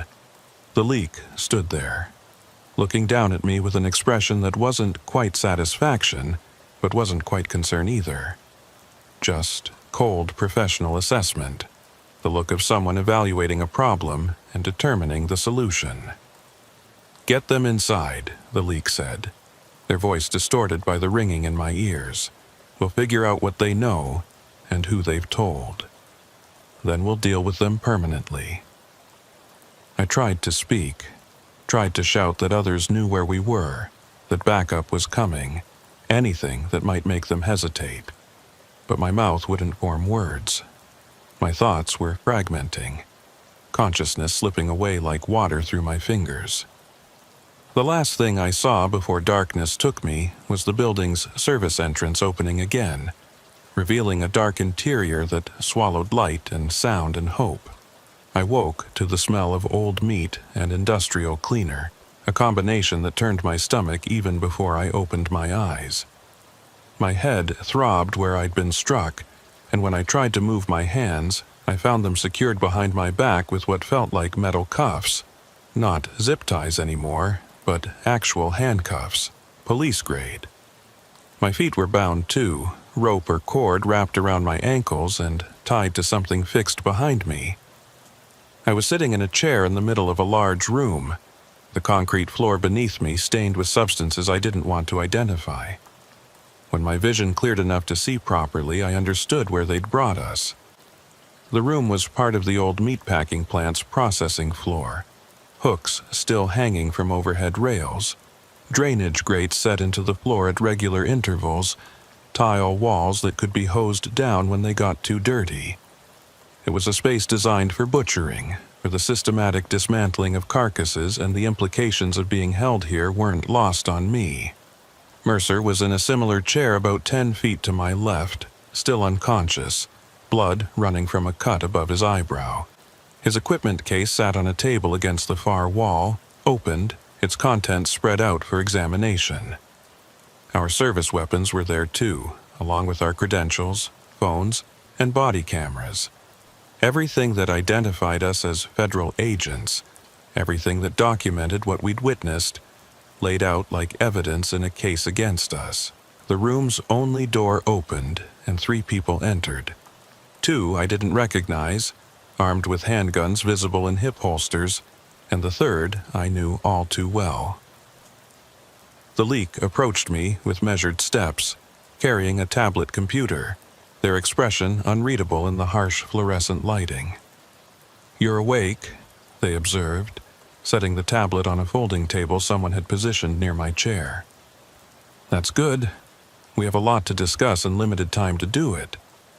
I tried to speak, found my throat raw and dry, managed to croak out, "You're finished. Other agents know where we are, backup is already en route. You can't—" "Please don't insult both of us with lies," the leak interrupted, their tone almost weary. "If other agents knew your location, if backup was coming, they would have arrived by now. The truth is, you've been running an unauthorized investigation, operating outside official channels, specifically because you suspected there was a security breach, which means nobody knows where you are. Nobody's coming to help." The accuracy of their assessment hit harder than the blow that had knocked me unconscious. They were right. We'd been so careful to avoid official channels, so determined to prevent the leak from learning our plans, that we'd isolated ourselves completely. Thais knew we'd been heading to the West Loop, but she didn't have a specific location, didn't know which building we'd identified as the distribution endpoint. And with communications jammed, she had no way to track us or coordinate a rescue. "What do you want?" I asked, abandoning the pretense. "Information," the leak replied, pulling up something on the tablet. "You've been investigating this operation for 9 months. You've gathered intelligence, conducted surveillance, compiled evidence. I need to know the full scope of what you've discovered, what you've documented, and most importantly, who else has seen it. And if I tell you, you'll let us go?" The question came out more bitter than I'd intended. "No," they said with surprising honesty. "But I might make your deaths quick instead of prolonged. That's the only negotiation available." One of the armed guards shifted position slightly, and I caught a better look at their face. Younger than the leak, early 30s maybe, with the kind of empty expression that suggested either profound indifference or carefully cultivated detachment. A professional, someone who'd done this before, who wouldn't hesitate when ordered to kill. "I'm not telling you anything," I said, forcing my voice to remain steady despite the fear clawing at my chest. The leak sighed, almost disappointed. "I suspected as much. Federal agents, trained to resist interrogation, committed to protecting sources and methods even at personal cost. Admirable, really, but ultimately futile." They gestured to one of the guards. "Wake the other one." The guard moved to Mercer, slapped him hard across the face once, then, and again. Mercer's eyes opened, unfocused at first, then sharpening as awareness returned, and he understood the situation we were in. He looked at me, at the leak, at the guards, and I watched him arrive at the same conclusions I had. We were alone, we were trapped, and our chances of survival were vanishingly small. "Here's what's going to happen," the leak said, addressing both of us now. "I'm going to ask questions. You're going to answer them. If you refuse, if you lie, if you provide incomplete information, I'm going to have my associates demonstrate the various ways they can inflict pain without causing death. And this being a former meat processing facility, they have access to quite a variety of tools for that purpose." They pulled up a document on the tablet, showed it to me. It was a surveillance report from 6 months ago, one I'd written myself, detailing observed activity at a warehouse in the Calumet Industrial Corridor. Seeing my own words on the screen, knowing the leak had read every report I'd filed, had access to every piece of intelligence I'd gathered, it made the betrayal more visceral, more personal. "This report mentions a confidential informant," the leak continued. "Code designation CS-47. The informant provided information about shipping schedules and cargo manifests. I need their identity." "No," I said immediately. The leak nodded to one of the guards, who moved behind my chair. I felt something cold against my neck. Metal. Thin. Sharp. A blade of some kind, pressed just firmly enough that I could feel it, but not hard enough to cut. Yet. "The informant's identity," the leak repeated.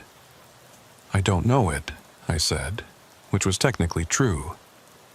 CS-47 had been handled by another agent, someone who'd since transferred to a different field office.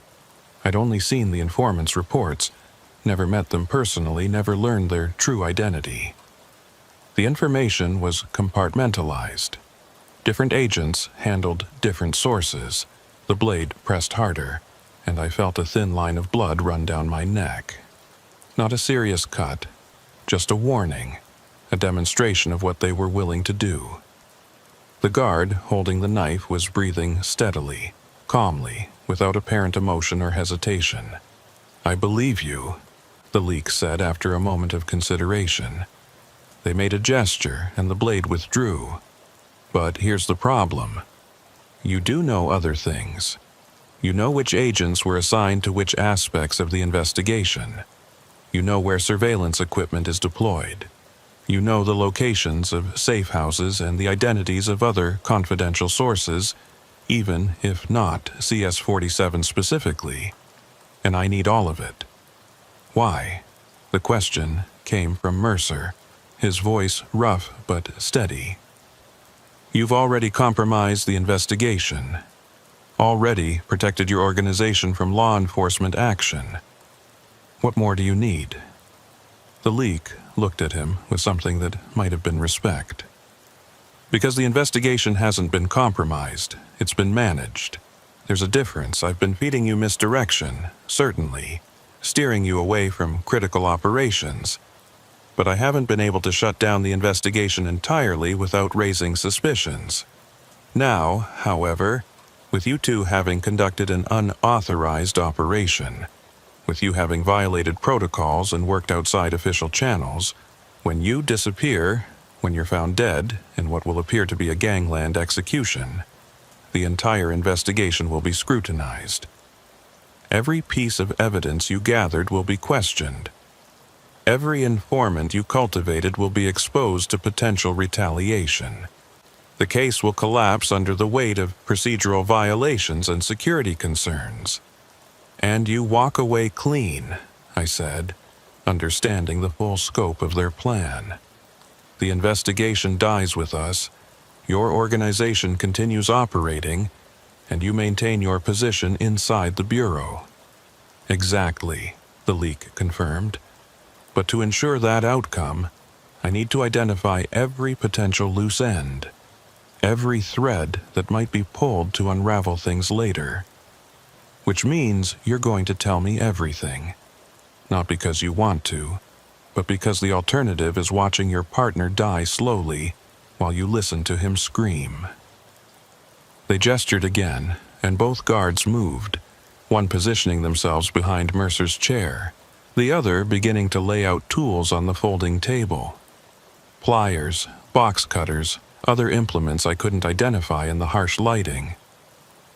The methodical way they arranged everything suggested experience, routine, the casual efficiency of people who'd done this many times before.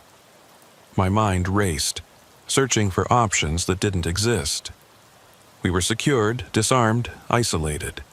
The room had no windows, probably thick walls that would muffle sound.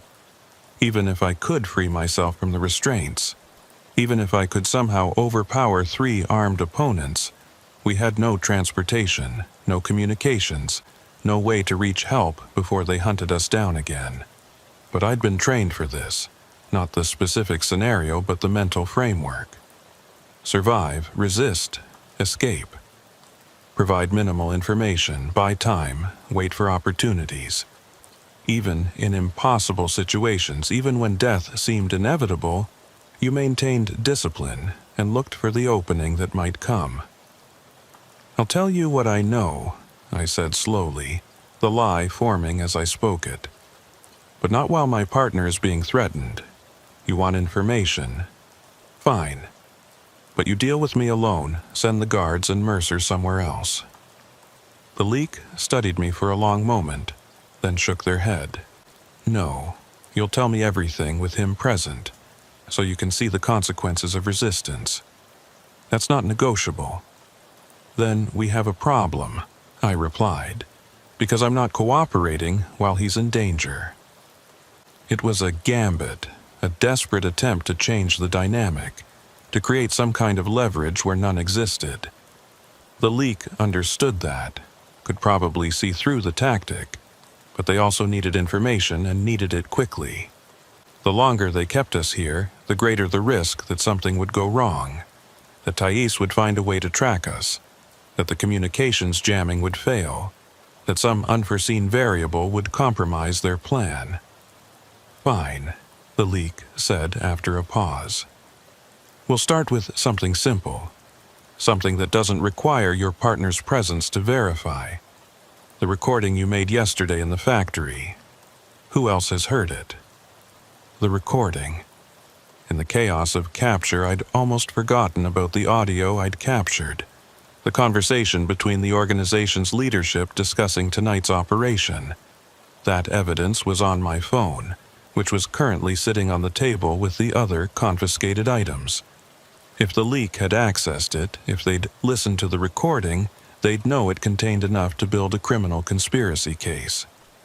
Just me, I lied. I haven't had a chance to share it yet. You're lying, the leak said flatly. You wouldn't have conducted tonight's operation based solely on one piece of evidence. You would have shared it with your partners, possibly with supervision. Who heard it? Before I could answer, Mercer spoke up. O'Rourke. She heard it, and she sent a copy to the assistant special agent in charge. I turned to look at him, trying to understand what he was doing. The information was partially true. Thais had heard the recording, but the second part was a fabrication. We hadn't sent anything to the ASAC, hadn't brought anyone else into our operational loop.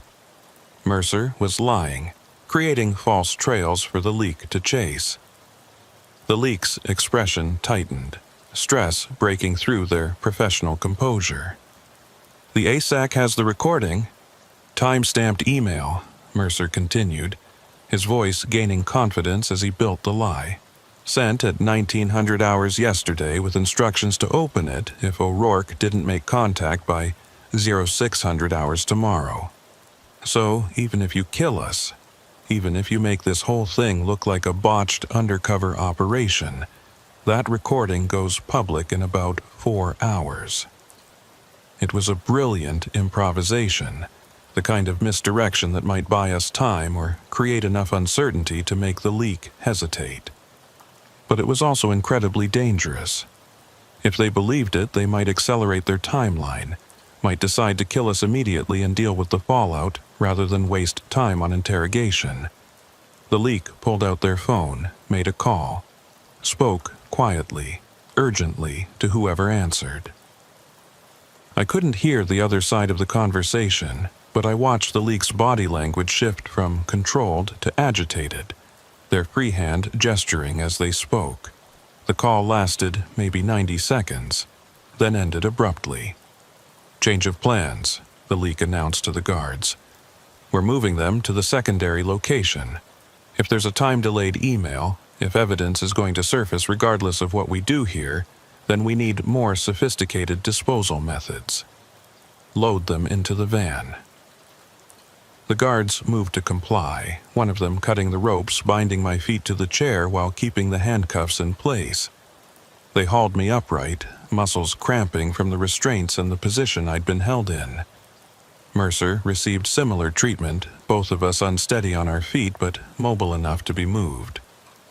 As they marched us toward the door, I caught Mercer's eye. He gave the slightest nod, almost imperceptible, and I understood. His lie had bought us something. Not safety, not rescue, but time and uncertainty. The leak was reacting instead of controlling, making decisions under pressure instead of following a carefully prepared plan. And in that reaction, in that pressure, there might be an opening. They loaded us into the back of a panel van, the same black one we'd seen earlier receiving repackaged product. The cargo area was empty, except for plastic sheeting covering the floor, the kind of preparation you made when you expected blood and wanted easy cleanup afterward. One guard climbed in with us, weapon drawn, while the other took the driver's seat. The leak got into a separate vehicle, a sedan that pulled out ahead of the van. The van's engine started and we began moving, leaving the meatpacking plant behind. Through the van's rear windows, I could see the Chicago skyline in the distance. Lights still burning despite the late hour. The city continuing its existence unaware that 2 federal agents were being transported to their execution. "Where do you think they're taking us?" Mercer whispered, barely audible over the engine noise. "Somewhere isolated. I replied quietly. "Probably outside the city, somewhere they can dispose of bodies without immediate discovery." The guard, watching us, shifted his weapon. "Shut up," he ordered, but didn't elaborate on the threat. We rode in silence for maybe 20 minutes, the city gradually giving way to industrial outskirts, and then to darker, more isolated areas. I tried to track our route based on turns and time, but with my limited view and disorientation from the earlier blow to my head, I couldn't determine our location with any certainty. The van finally stopped, and I heard gravel crunching under the tires. The rear doors opened, revealing a landscape I hadn't expected. We were at what looked like a marina or boat launch area on the Chicago River, the water dark and still, reflecting city lights from miles away. Isolated, yes, but not the rural disposal site I'd anticipated.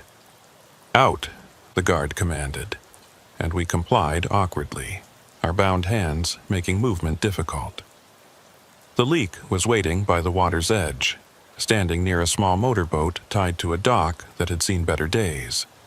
The setup became clear.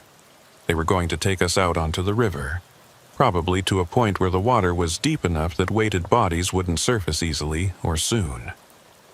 "Load them into the boat," the leak instructed. As the guards moved us toward the dock, I heard something that made my heart leap. A helicopter, distant but approaching. The leak heard it too, turned to look toward the sound, their expression shifting from controlled to concerned. "Police or news?" one of the guards asked. "Can't tell yet," the leak replied, pulling out binoculars to scan the sky. "But we need to move faster. Get them in the boat now." The guards became rougher, shoving us towards the dock, but the helicopter sound was getting louder, closer. Then I saw searchlights cutting through the darkness, the distinctive spotlight pattern of law enforcement aircraft. "It's FBI," the leak said, the binoculars still pressed to their eyes. Someone called it in. Someone knew where to look. Thais, it had to be Thais. When communications went dark, when we didn't check in, she'd made the call we'd authorized, brought in tactical support, coordinated a search, somehow tracked us to this location. The jamming must have failed, or she'd found another way to locate us, some method the organization hadn't anticipated. "Abort," the leak decided. "Leave them. We'll deal with this differently. Everyone back to your vehicles." But it was too late for clean escape. The helicopter was overhead now, spotlight sweeping across the marina, and I could hear vehicles approaching on the access road. Multiple vehicles moving fast. The cavalry arriving just when we needed them most. The guards looked uncertain, caught between following orders and self-preservation instincts. One of them made the decision to run, sprinting toward the van. The other raised his weapon, and I realized with horror that he was aiming at Mercer. If they couldn't dispose of us quietly, they'd do it loudly and deal with the consequences. I threw myself sideways, shoulder-checking Mercer and knocking him to the ground as the shot rang out. The bullet passed through the space where his head had been a second earlier, and then everything dissolved into chaos. More gunshots, but not from the guard. From different directions, different weapons. The FBI tactical team had arrived, was engaging the armed subjects. I heard commands being shouted, heard the guard who'd shot at us cry out and go down, heard vehicle engines and helicopter rotors and the general chaos of a law enforcement operation in progress. Mercer and I stayed down, making ourselves small targets while secured in handcuffs we couldn't remove. I saw the leak running toward the sedan, saw them almost reach it before being intercepted by agents in tactical gear. Saw them go down, face first into the gravel, being secured and cuffed while they shouted something I couldn't hear over the noise. Then someone was beside us, an agent I didn't recognize, cutting our restraints, helping us to our feet. "You're safe," they were saying. "Medics are en route. You're safe now." Safe, The word seemed impossible, seemed like something from a different reality. Minutes ago, we'd been facing execution, had been processing our own impending deaths. Now we were standing in a marina surrounded by federal agents while the people who'd planned to kill us were being arrested. Thais appeared, running toward us with an expression that mixed relief and fury. "You idiots," she said, but there was no real anger in it. Just the adrenaline crash of someone who'd been operating on pure determination and was finally allowing themselves to feel. "You stupid, reckless idiots. How did you find us?" I asked, my voice rough. "The body cameras," she replied. "When communications went dark, when you didn't respond to check-in protocols, I accessed the Bureau's equipment tracking system. Your cameras were still transmitting GPS coordinates, even though the audio and video feeds were jammed. I tracked you to the meatpacking plant, then to here. Called in every tactical asset within 50 miles and told them we had agents in immediate danger." "The ASAC?" Mercer asked. "Furious," Thais confirmed. "But that's a problem for tomorrow. Right now, you're both alive, the suspects are in custody, and we've got enough evidence to dismantle this entire organization." Paramedics arrived, began checking our injuries despite our protests that we were fine. I had a concussion, several lacerations, bruised ribs. Mercer had similar damage plus a fractured cheekbone. We were alive, functional, and incredibly lucky. I watched as the leak was loaded into a Bureau vehicle, hands cuffed behind their back. Career and freedom both ending in this gravel parking lot by the Chicago River. They looked at me as they passed, and I saw something in their expression. Not remorse, not shame, but a kind of exhausted resignation. The look of someone who'd gambled everything and lost. The sun was beginning to rise over Lake Michigan, the first light of dawn breaking across the city. We'd been working this case for 9 months, had nearly died in the final hours, but we'd succeeded. The organization was compromised, its leadership in custody, its operations exposed. But as I stood there watching the sunrise, feeling the aches and pains of the night catching up with me, I couldn't shake a sense of unease. We'd won this battle, caught the criminals, exposed the leak. But the leak had said something that stuck with me, that the investigation had been managed, not compromised, that they'd been steering us, controlling our perceptions, feeding us carefully curated misdirection. How much of what we'd discovered had been real, and how much had been another layer of deception? How many other leaks might exist? Other people in positions of trust who'd made the same choice to betray their oath? How many operations were still running, still moving contraband through the city while we celebrated a victory that might be smaller than we believed? "What are you thinking?" Thais asked, standing beside me as the tactical teams finished securing the scene. "I'm thinking this isn't over," I replied. "We caught one network, exposed one betrayal. But there are others, there have to be. The level of sophistication we saw, the resources they had access to, the institutional knowledge they demonstrated, that doesn't come from one person or one organization. It's bigger." "Maybe," she conceded. "But that's not our problem today. Today we did our job. We protected sources. We gathered evidence. We survived when we probably shouldn't have. Tomorrow, next week, next month, we can worry about the bigger picture then." She was right, pragmatically speaking. But I couldn't stop thinking about the boxes we'd watched being transferred, about the distribution network that spanned the entire city, about the secondary vehicle we'd seen at the meatpacking plant loading different product for different destinations. We'd interrupted one night's operation, but the infrastructure remained. The demand remained. The profit motive remained. The assistant special agent in charge arrived on scene around 6:30 a.m., her expression grim as she surveyed the chaos. She spoke with the tactical team leaders, reviewed the preliminary evidence, then approached where Mercer, Thais, and I were sitting in the back of an ambulance receiving treatment. "You three are on administrative leave effective immediately," she said without preamble. "Pending review of your unauthorized operation, your decision to work outside official channels, and your failure to follow established protocols. There will be an internal investigation, there will be consequences, and there will be significant paperwork." "Yes, ma'am," we replied in unison. "That said," she continued, her expression softening slightly, "you broke this case. You identified the leak, you documented the criminal enterprise, you gathered evidence that will support prosecution of multiple subjects on multiple charges. It was reckless, it was dangerous, and it violated pretty much every operational guideline in the manual, but it worked."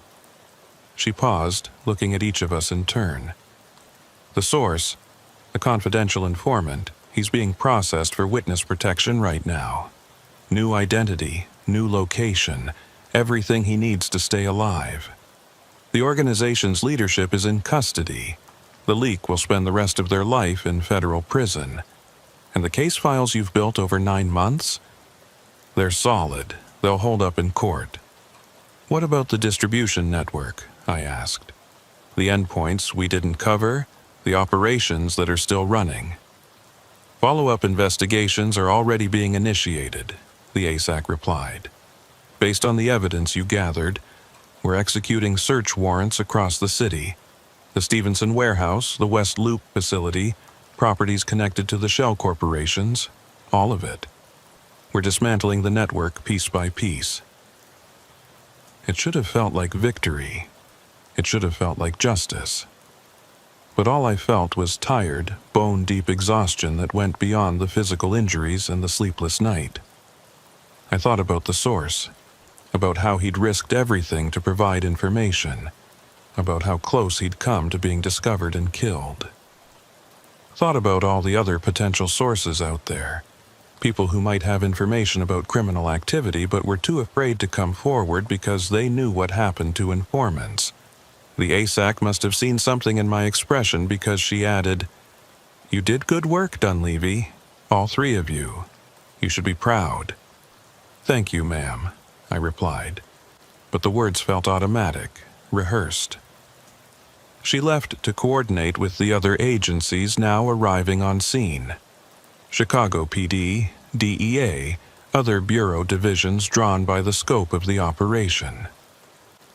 We sat in the ambulance, watching the sun continue its rise, watching the city wake up to a day that would seem normal to most people, but had nearly been our last. "I need to ask you something," Mercer said after a long silence. "When we were in that room, when they were going to torture us for information, would you have told them anything? To save me, I mean, would you have given them what they wanted?" I thought about it. About the impossible choice between betraying sources and watching a partner suffer. Thought about all the scenarios we'd trained for, all the ethical frameworks and decision trees that were supposed to guide us in extreme situations. "I don't know," I admitted. "I'd like to think I would have resisted, would have maintained operational security no matter what.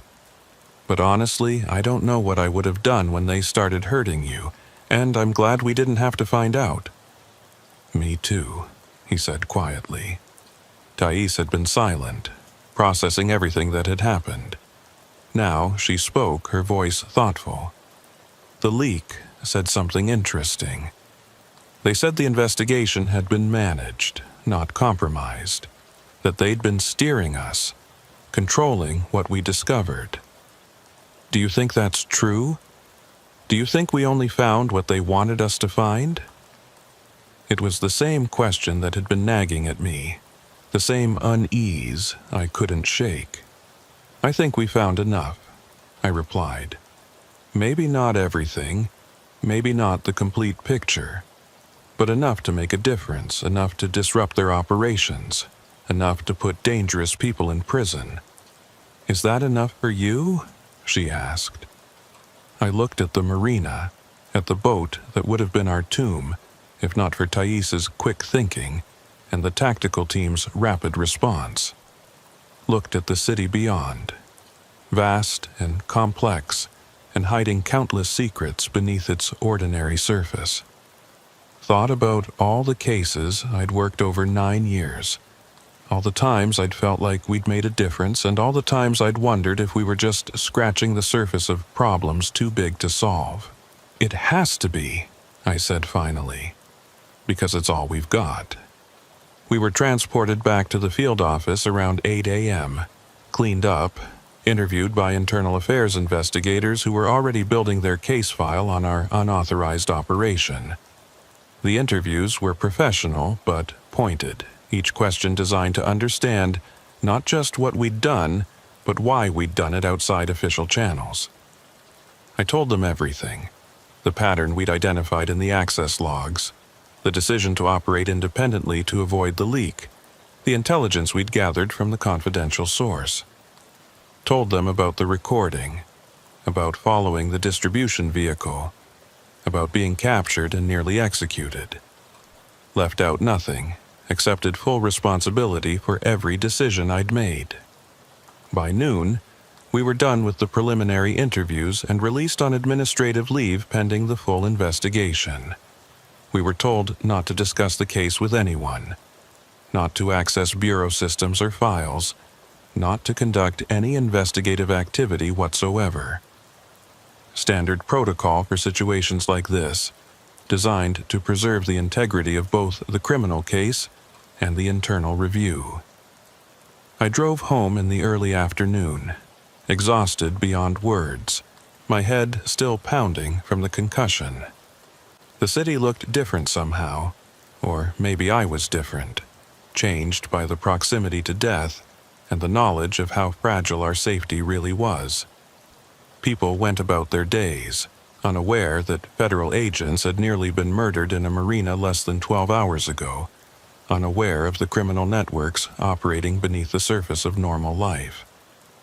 My phone rang as I pulled into my apartment parking lot. Thais calling. "Hey," I answered. "Hey yourself," she replied. "You doing okay? Physically or mentally?" "Either, both. I'm alive," I said. "That's about the best I can offer right now." "Same," she agreed. "Listen, I know we're not supposed to discuss the case, but I wanted to say, what we did, the way we handled it, I'm proud of that. We took risks, we made choices that could have ended badly, but we did it for the right reasons. And it almost got us killed," I pointed out. "Almost," she emphasized. "But it didn't, and because of what we did, because of those risks, we stopped something terrible. We saved the source, we caught the leak, we disrupted a major criminal operation. That counts for something." "Yeah," I agreed, though I wasn't sure I believed it yet. Maybe in time, maybe after some distance, I'd be able to see it that way. But right now, I just felt tired. "Get some rest," Thais said. "We'll talk more later, when we're allowed to. But Alaric, we're going to be okay. All of us." The call ended, and I sat in my car, looking at my apartment building, at the normal, mundane existence waiting for me beyond the windshield. Thought about showers and sleep and the luxury of being alive to experience them. But I also thought about the questions that remained unanswered. The secondary vehicle at the meatpacking plant loading different product, the distribution endpoints we hadn't covered, the leak's insistence that they'd been managing the investigation rather than just compromising it. All the threads we'd pulled that might lead to other cases, other networks, other betrayals. The case was closed officially. The suspects were in custody, the evidence was documented, the immediate threat was neutralized.